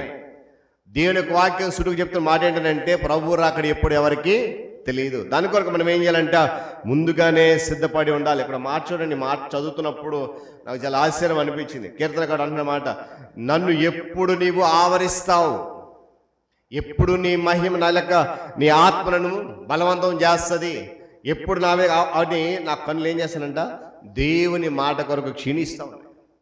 మరి రోజు మన కన్నులు ఏమండి, మనం చూసే చూపు దేవుని రాకడ కొరకు ముందు చూపండి జ్ఞాపకం చేస్తున్నాం. అదేవిధంగా పావురం మరో లక్ష్యం ఏంటంటే, యుద్ధ సమయాల్లో అంటే ముందే అలర్ట్ చేస్తుందట, ముందుగానే వారిని మేల్కొల్పుతుందట. యుద్ధ సమయాల్లో అక్కడి నుండి ఇక్కడ ఒక మెసెంజర్గా. చూడండి, నోవాహు జలప్రళయం వచ్చినప్పుడు ముందుగా కాకిని విడిచిపెడతాడు, ఒకసారి వెళ్ళి తిరిగి వస్తుంది, రెండోసారి మరి రాదు. ఆ తర్వాత నోవాహు ఒక పక్షిని విడిచిపెడతారు, ఆ పక్షే పావురం. అది ముందు వెళ్తుంది, తిరిగి ఒక మాట ఉంటుంది అక్కడ, దాని కాళ్ళు అదే నిలబడడానికి స్థలం లేక తిరిగి నోవా దగ్గరికి వచ్చేసినప్పుడు ఒక మాట, దాని ముక్కున ఒలీవ మొక్క ఆకు ఉంది. ఇది మాట చెప్తున్నానంటే ముందు చూపు. నోవాహు నీళ్లు తగ్గాయో లేదని పావురుని పంపించినప్పుడు ఆ పావురు యొక్క తెచ్చిన గుర్తును బట్టి ఇంకా నీళ్లు ఆరిపోలేదు. గమనించాలి ఉదయకాల సమయంలో. అంటే ముందుగా సమాచారం తెలియజేసినట్లుగా మనం చూస్తూ ఉన్నాం.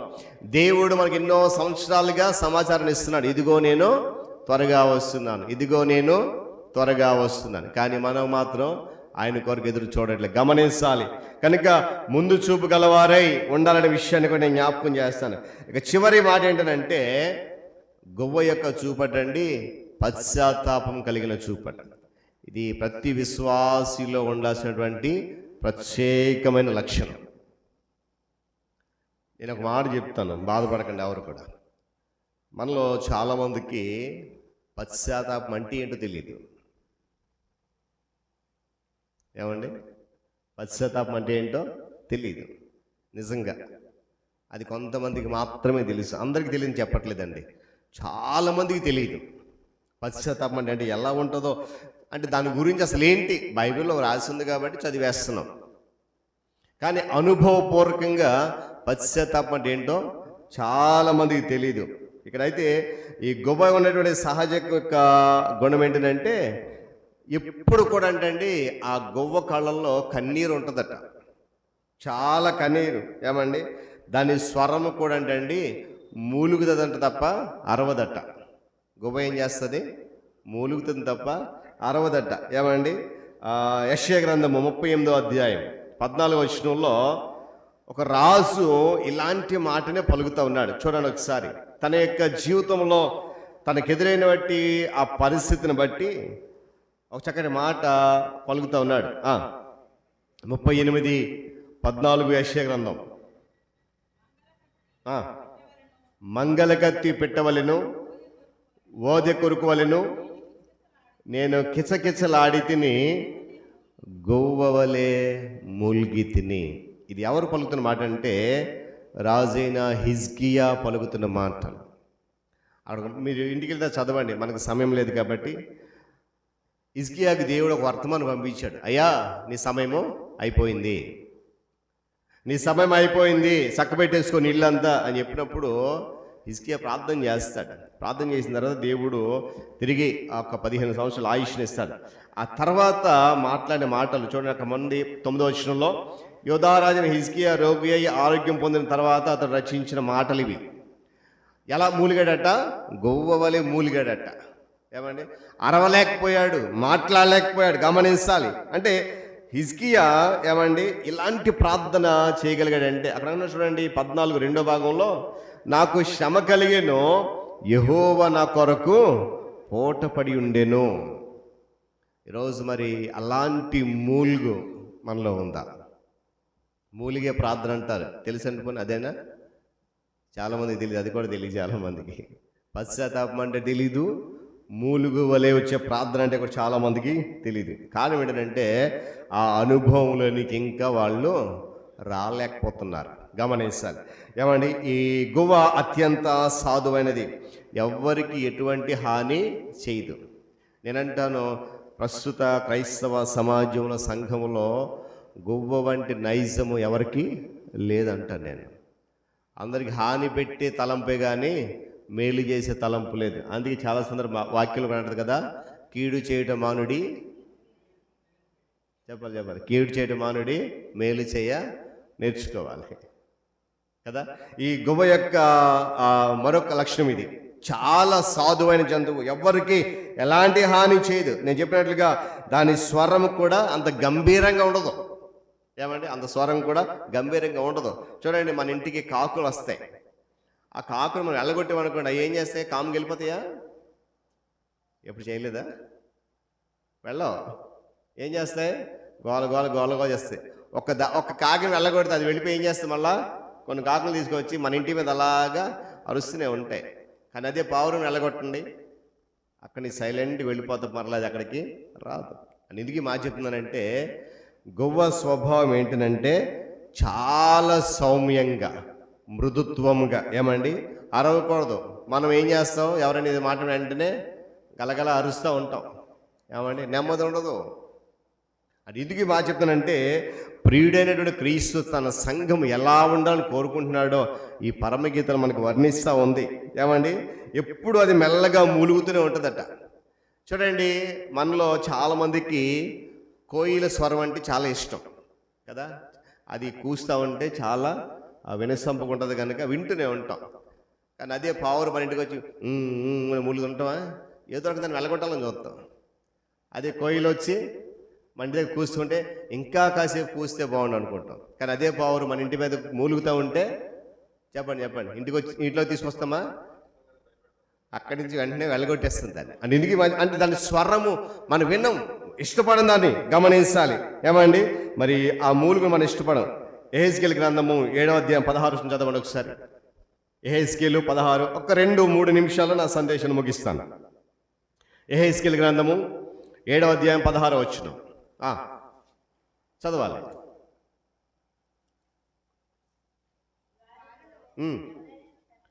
వారిలో ఎవరైనాను తప్పించుకునే ఎడల వారందరూ లోయలోని గువ్వల వలె పర్వతముల మీద నుండి తమ దోషమును బట్టి మూలుగులిడుదురు. ఏమనంటే తమ దోషమును బట్టి మూలగాలి.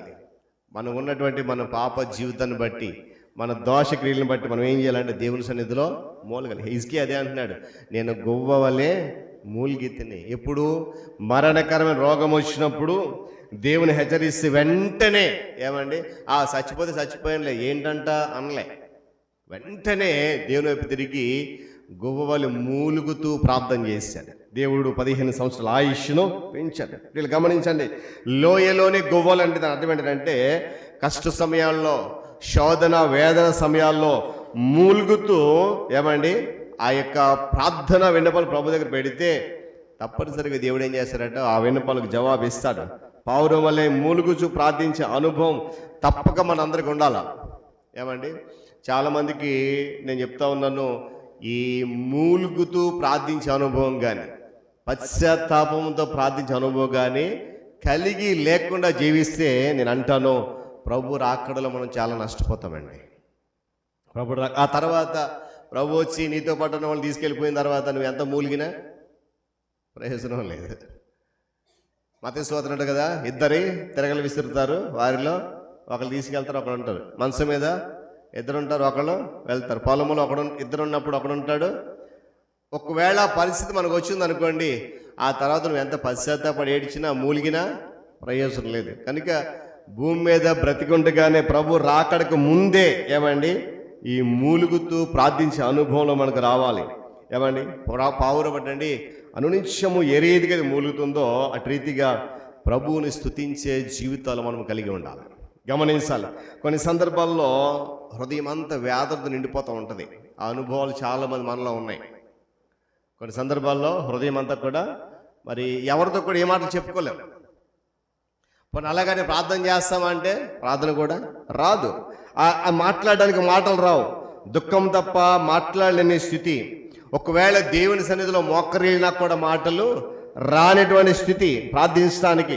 ఇలాంటి పరిస్థితుల్లో మన బలహీనత దుఃఖాన్ని బట్టి మనలో ఉన్నటువంటి దేవుని ఆత్మ మన పక్షాన దేవునికి విజ్ఞాపన చేస్తాడంట. ఆ విజ్ఞాపన చేస్తుంటే మన నోరు దానితో ఏకీభవించినప్పుడు అంటండి ఉచ్చరింప సఖ్యము కాని మూలుగులు బయటకు వస్తాయి. దేవుని స్తోత్రం కలుగును గాక. గమనించి హల్లెలూయా. ఏమండి, ఆ మూలుగులు బయటకు వచ్చినప్పుడు నశించిపోతున్న ఆత్మల పట్ల భారం అని కలుగుతుందట. రోమాపత్రిక 8:28 మాటలు అంటాడు, ఉచ్చరింప సఖ్యము కాని మూలుగులతో ఆయనే మన పక్షాన విజ్ఞాపన చేస్తూ ఉన్నాడు. దేవుని స్తోత్రం కావును కాక చెప్పాలి. హల్లెలూయా. కాబట్టి మరి ప్రియురాలు సంఘము ప్రియుడైన క్రీస్తు ఆశిస్తున్నట్లుగా మరి గువ్వ కన్నులు కలిగి, మరి గువ్వ కన్నులు వివరించిన రీతిగా మన కన్నులు ఎటువంటి వాటిని చూస్తున్నాయి, మన చూపు ఎలా ఉంది. ప్రియుడైనటువంటి క్రీస్తు మన చూపు ప్రేమ కలిగినదిగా నమ్మకమైనదిగా ఉండాలని కోరుకుంటున్నాడు. ఏమండి, అంతేకాకుండా ముందు చూపు కలిగినదిగా ఉండాలనుకుంటున్నాడు. పశ్చాత్తాపం కలిగినట్టుగా ఉండాలనుకుంటున్నాడు. ఏమండి, మృదుత్వం కలిగిన దానిగా ఉండాలనుకుంటున్నాడు సంఘం. అంతేగాని మరి గద్ద వలె డ్యాగల వలె క్రూరత్వం కలిగిన కాకుండా పావురం వలె ప్రేమ నమ్మకం పశ్చాత్తాపంతో కూడినటువంటి చూపు కలిగి ఉంటే ప్రియుడైన క్రీస్తుతో పాటు ఎత్తబడి ఏమండి ప్రియురాలుగా సంఘము ఆయన చేత ఆశీర్వదించబడి యుగయుగాలు ఆయనతో పాటు నివసించేటువంటి ధన్యత ప్రభు ఇవ్వడానికి ఇష్టపడుతున్నాడు. కనుక మరి ప్రియుడైన క్రీస్తు ఆశిస్తున్నట్లుగా ప్రియురాలైన సంఘము గువ్వవలే సాధువు కలిగి మృదుత్వం కలిగి ఏమండి ఆ నడవగలిగితే తప్పకుండా మరి దేవుడు నిన్ను నన్ను కూడా ఆశీర్వదిస్తాడు. మన పట్ల ఆయన కలిగిన ఉద్దేశాలన్నీ కూడా నెరవేరుస్తాడు. తద్వారా నశించిపోతున్న ఆత్మల పట్ల శ్రేష్టమైన భారం అనేది దేవుడు మనకి ఇస్తాడు. కనుక ఆ భారంతో ప్రార్థిస్తూ నశించిపోతున్న అనేక మంది ప్రభు దగ్గరికి తీసుకుని వద్దాం. దేవుడి మాటలు మన కొరకు దీవించును గాక. ప్రార్థన చేసుకుందాం. ప్రేమ కలిగిన మా తండ్రి, గొప్ప దేవుడు, మీకు వందనాలు. తిరిగి ఈ ప్రత్యేకమైన సమయంలో నైనా గొవ్వను పోలిన సంఘముగా మేము ఉండాలని, గొవ్వలో ఉండేటువంటి ప్రత్యేక లక్షణాలు సంఘముగా మేము కలిగి ఉండాలని, తద్వారా నీకు అత్యంత ఇష్టమైన రీతిలో మమ్మల్ని దీవిస్తానని నీ వాక్యం ద్వారా సెలవిచ్చినందుగా స్తోత్రాలు. వెతుబడిన వాక్యము వినడం అందరి జీవితంలో ఫలభరితంగా నిరంతరం చేయండి. తదుపరి జరగనటువంటి క్రమం అంతటిలో ఆరాధనలో మీరు నడిపించండి. యేసు నామములు ఈ ప్రార్థన అడుగుతున్నాను తండ్రి, ఆమేన్. ఇప్పటి వరకు వాక్యం అందించిన సేవకులకి మనందరం చప్పట్లు కొడుతూ దేవుని నామాన్ని మహిమపరుద్దాం. మాస్టర్ గారి లాగా నేను ఎక్స్ప్లెయిన్ చేయలేను, కానీ అంటే మన అందరం గ్రహించాం కనుక ఎటువంటి కన్నులు కలిగి ఉన్నామో మనం పరిశీలన చేసుకోవాలి. సేవకులకు మా వందనాలు తెలియజేస్తున్నాం. అలాగే ఇప్పుడు కానుకలు సేకరణ హేమ లారెన్స్ గారు, తర్వాత కానుకల పాట వచ్చి మీనా ఆంటీ. క్రైస్తవ స్త్రీలారా, క్రీస్తుకు సాక్షులు మీరు, క్రీస్తుని పోలి నడువుడి, క్రిస్తేసు వార్తను చాటుడి, క్రీస్తు ప్రేమను చూపుడి. క్రైస్తవ స్త్రీలారా, క్రీస్తుకు సాక్షులు మీరు. క్రీస్తుని పోలి నడువుడి, క్రిస్తేసు వార్తను చాటుడి, క్రీస్తు ప్రేమను చూపుడి. క్రైస్తవ స్త్రీలారా, రాహాబు వలె విశ్వాసములో, మరియ వలె పరిశుద్ధతలో, శోధన బాధలయందు యేసుని వెంటాడుము. రాహాబు వలె విశ్వాసములో, మరియ వలె పరిశుద్ధతలో, శోధన బాధలయందు యేసుని వెంటాడుము. మిర్యాము వంటి నాయకురాలు కావాలి క్రీస్తేసుకు. మిర్యాము వంటి నాయకురాలు కావాలి క్రీస్తేసుకు. బంధకములలో ఉన్న వారిని విమోచించుటకు, బంధకములలో ఉన్న వారిని విమోచించుటకు. క్రైస్తవ స్త్రీలారా, క్రీస్తుకు సాక్షులు మీరు. క్రీస్తుని పోలి నడువుడి, క్రిస్తేసు వార్తను చాటుడి, క్రీస్తు ప్రేమను చూపుడి. క్రైస్తవ స్త్రీలారా, కన్నీటి ప్రార్థన చేయుచు, ప్రవక్తలను కని హన్నాలు, స్వజనుల రక్షణ కొరకై భారము గల ఎస్తేరును. కన్నీటి ప్రార్థన చేయుచు, ప్రవక్తలను కని హన్నాలు, స్వజనుల రక్షణ కొరకై భారము గల ఎస్తేరును. దెబోర వంటి ప్రవక్తినులు కావాలి క్రీస్తేసుకు. దెబోర వంటి ప్రవక్తినులు కావాలి క్రీస్తేసుకు. వివేకముగా న్యాయమును తీర్చినట్లుగా, వివేకముగా న్యాయమును తీర్చునట్లుగా. క్రైస్తవ స్త్రీలారా, క్రీస్తుకు సాక్షులు మీరు. క్రీస్తుని పోలి నడువుడి, క్రిస్తేసు వార్తను చాటుడి, క్రీస్తు ప్రేమను చూపుడి. క్రైస్తవ స్త్రీలారా, పరిశుద్ధతలో జీవించి మాదిరి చూపిన తల్లిదండ్రులు, వృద్ధాప్యంలో ఉండగా సంరక్షణ మన భాగ్యం. పరిశుద్ధతలో జీవించి మాదిరి చూపిన తల్లిదండ్రులు, వృద్ధాప్యంలో ఉండగా సంరక్షణ మన భాగ్యం. ఆ తల్లుల వంటి స్త్రీలు కావాలి క్రీస్తేసుకు. ఆ తల్లుల వంటి స్త్రీలు కావాలి క్రీస్తేసుకు. జ్ఞానము కలిగి ప్రేమతో చూచునట్లుగా, జ్ఞానము కలిగి ప్రేమతో చూచునట్లుగా. క్రైస్తవ స్త్రీలారా, క్రీస్తుకు సాక్షులు మీరు. క్రీస్తుని పోలి నడువుడి, క్రిస్తేసు వార్తను చాటుడి, క్రీస్తు ప్రేమను చూపుడి.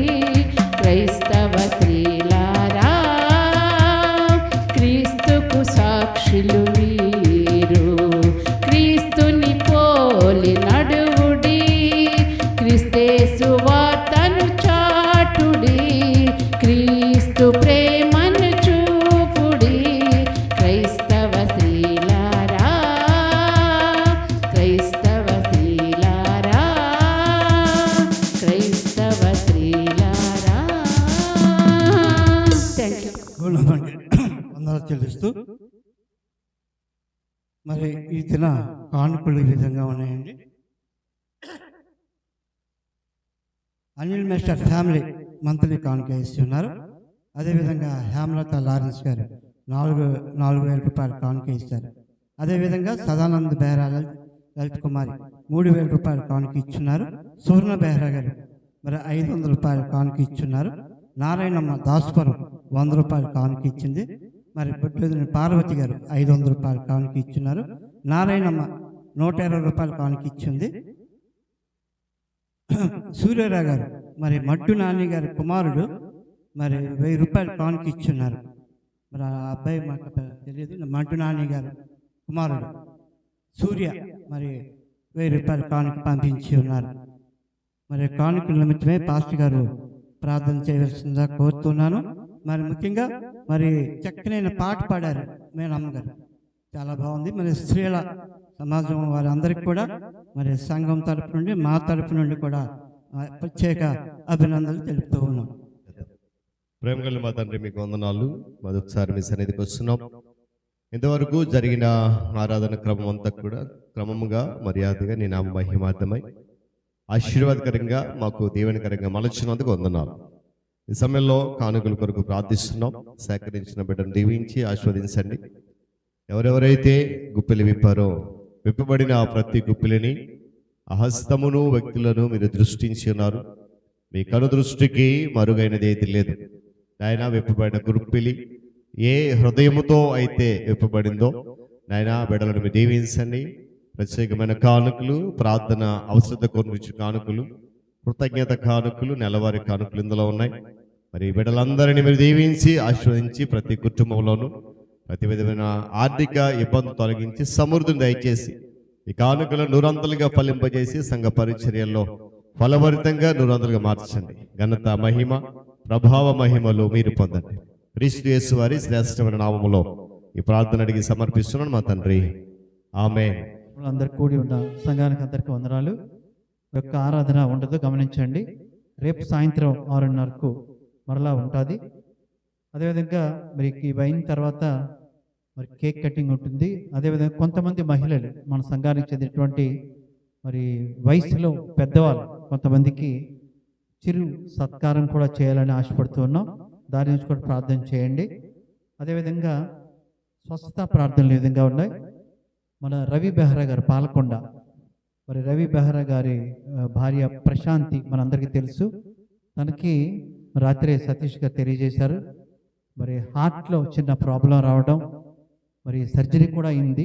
వెంటనే ఆపరేషన్ చేయాలంటే తను శ్రీకాకుళంలో మరి నిన్నను సర్జరీ అయింది. మరి ప్రజెంట్ క్షేమంగానే ఉన్నారు. అంటే బ్లాక్స్ అయిపోయాయి దాంట్లో. మరి బ్లాక్స్ అవన్నీ ఇమీడియట్గా తీయాలి, లేకపోతే స్ట్రోక్ వస్తుందంటే వెంటనే ఆ బ్లాక్స్ స్టంట్ వేశారు. స్టంట్ వేయడం జరిగింది. మరి తన గురించి మరి రవి బెహ్రా గారు ఆందోళనగా ఉన్నారు. మరి తన గురించి మరి తన భార్య పేరు ప్రశాంతి, తన గురించి కూడా ప్రార్థన చేయాలని మీకు తెలియజేస్తా ఉన్నాం.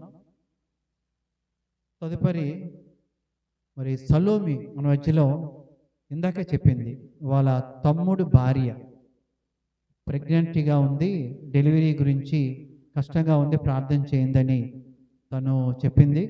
అయితే ఇప్పుడే రాజారావు గారు చెప్పారు, పాప కూడా జస్ట్ ఇప్పుడే పుట్టిందని చెప్పాడు. ఇప్పుడే మరి సలోమి తన గురించి మరి చాలా సంతోషం. ఎందుకంటే తను ప్రార్థన చేయమన్నాడు ఇప్పుడే. ఇంకా సలోమి కూడా తెలియదేమో, women's day.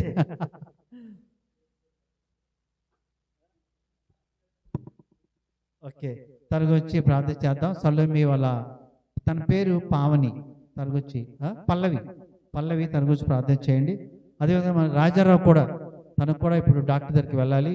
Blood platelet count down అయింది కొంచెం, తనకి టెస్టింగ్ ఉంది, రమ్మని చెప్పారు. తన గురించి కూడా ప్రార్థన చేయాలని కోరుతూ, మరి మేరీ రత్న గారు మరి త్వరలో తను క్యాంప్ కూడా వెళ్ళబోతున్నారు వచ్చే వారం. తన ప్రయాణం గురించి కూడా మీరు గుర్తు చేసుకోవాలి. అదేవిధంగా మధ్యలో మణి ఉంది, మడ్డు నాని వాళ్ళ భార్య పార్వతి వస్తే ఎవరినో ఒకరికి ఆ వీధి వాళ్ళు తీసుకొస్తూనే ఉంటుంది. చాలా సంతోషం తను చూస్తే. మరి మణి ఇప్పుడే చెప్పింది, వాళ్ళ అబ్బాయి సూర్య ఉద్యోగం చేస్తూ ఉన్నాడు. ఉద్యోగంలో కానుక చూడండి ఎంత ఇదో, తనలో ఉన్న విశ్వాసం చూడండి. కానుక మొదటిగా దేవునికి వేయాలి, దాన్ని బట్టి 1000 రూపాయలు కానుక కూడా వేశారు. మరి సూర్య గురించి అందరూ కూడా ప్రార్థన చేయాలని కోరుతూ ఈ సమయంలో మరి ముందుగా కేక్ కట్ చేయబోయే ముందు ఇక్కడ కొన్ని చైర్స్ మదన్ సతీష్ పెద్దవాళ్ళు రావాలి. సతీష్ గారు, లారెన్స్ గారు అందరు ఇక్కడే ఉంటారు. వచ్చేలా నిర్ణయించాలి కాబట్టి వాటి గురించి కూడా పిలుస్తాను. హేమ రావాలి, ఇక్కడ ముందు రెడీగా ఉండాలి.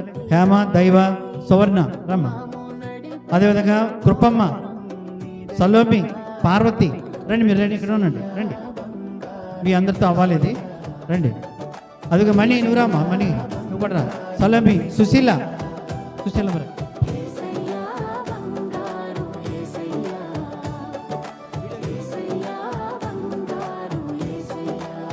అన్ని వరుస కావాలి.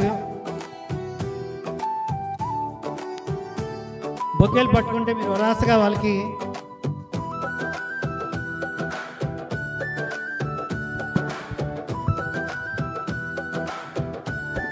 అలా బొకేలు ఇచ్చిండి. అలా వీడియో అలా ప్రజెంట్ చేస్తూ ఉంటే అలా వీడియో వస్తూ ఉంది. కూర్చోండి, అలా కూర్చోండి.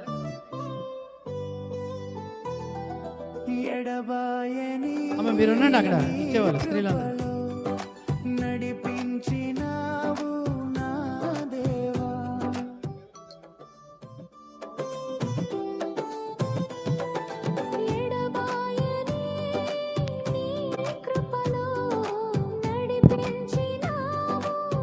అందరూ అలాగే ఇవ్వండి వాళ్ళకి. ఇచ్చండి, అందరూ ఇచ్చేనప్పుడు ఇచ్చేమా.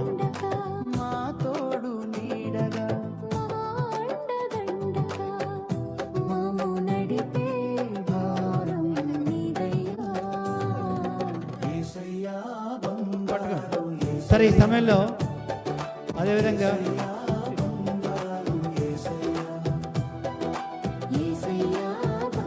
పెట్టిస్తే అదేవిధంగా అవి కూడా ఇచ్చి దైవ అలాగ ఒకటి ఇచ్చి చిన్న జ్ఞాపిక ఒకరికొట్టి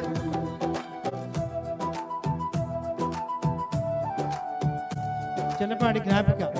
కృపమ్మ స్త్రీలకు ఎవరున్నారా? చిన్నపాటి జ్ఞాపిక అది.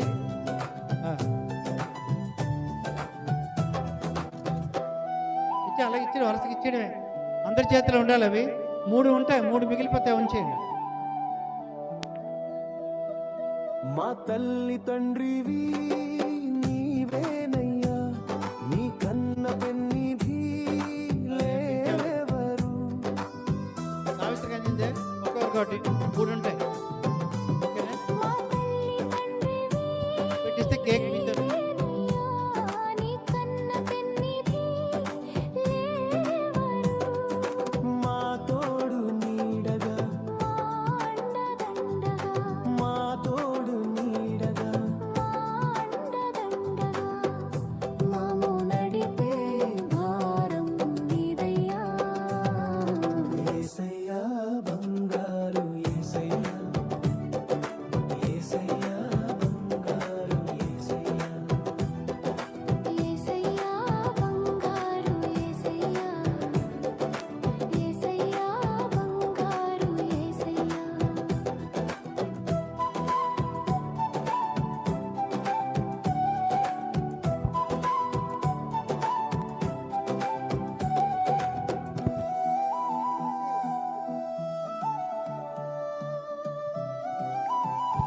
సమయంలో కేక్ గురించి పాస్టర్ గారు ప్రేయర్ చేస్తారు. ప్రేయర్ చేశాక కేక్ని అందరు కలిసి కట్ చేస్తారు.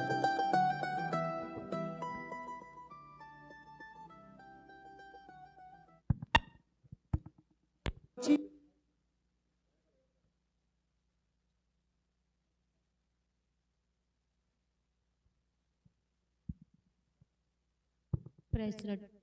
దేవాది దేవుడైన యేసయ్య, నీ పరిశునామముకు వందనాలు, స్తుతులు, స్తోత్రాలు. ఇదిగో నా దేవ, నీ కృపను పెట్టి, నీ ప్రేమను పెట్టి నాయన, నాయన మమ్మల్ని అందరినీ నీ సజీవులమైన రెక్కల కింద భద్రపరిచిన దేవా నీకు స్తోత్రాలు. ఇదిగో నాయన, ఉమెన్స్ సందర్భంగా ప్రవ్వా నాయన కేక్ కట్ చేస్తుండగా ప్రవ్వా నా తండ్రి మా జీవితంలో నాయన నీ యొక్క కృపను ఉంచండి దేవా నీకు వందనాలు. కేక్ కట్ చేస్తుండగా ప్రభు ఈ కేక్ ఎంత మధురంగా ఉందో మా ఉమెన్స్ వాళ్ళ జీవితంలో అదే మధురము, అదే తీపితను మించి ఉమెన్స్ అందరినీ దీవించి ఆశీర్వదించమని, నీ ప్రేమ నీ వాత్సల్యత అనుగ్రహించమని యేసు పరిశుద్ధ నామమున అడుగును ప్రార్థిస్తున్నాం పరమ తండ్రి, ఆమేన్.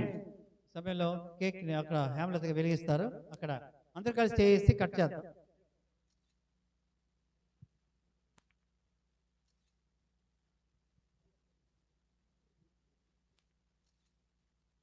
అమ్మ చప్పలు కొడదాం, ఒకసారి చప్పలు కొడదాం. ఆ కేక్ కట్ చేయండి, కేక్ కట్ చేయించాం. ఇది ఉంది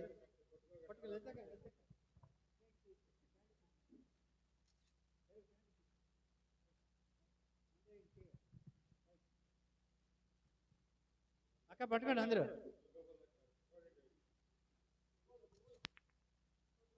ఓకే ఓకే, కట్ చేయండి కట్ చేయండి, మనం కట్ చేసి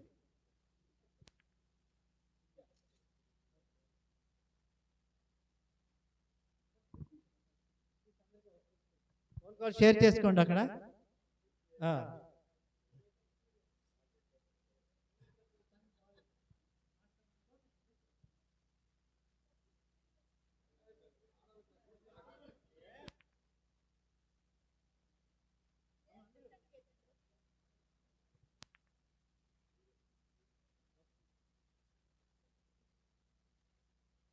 సౌమ్య గారు,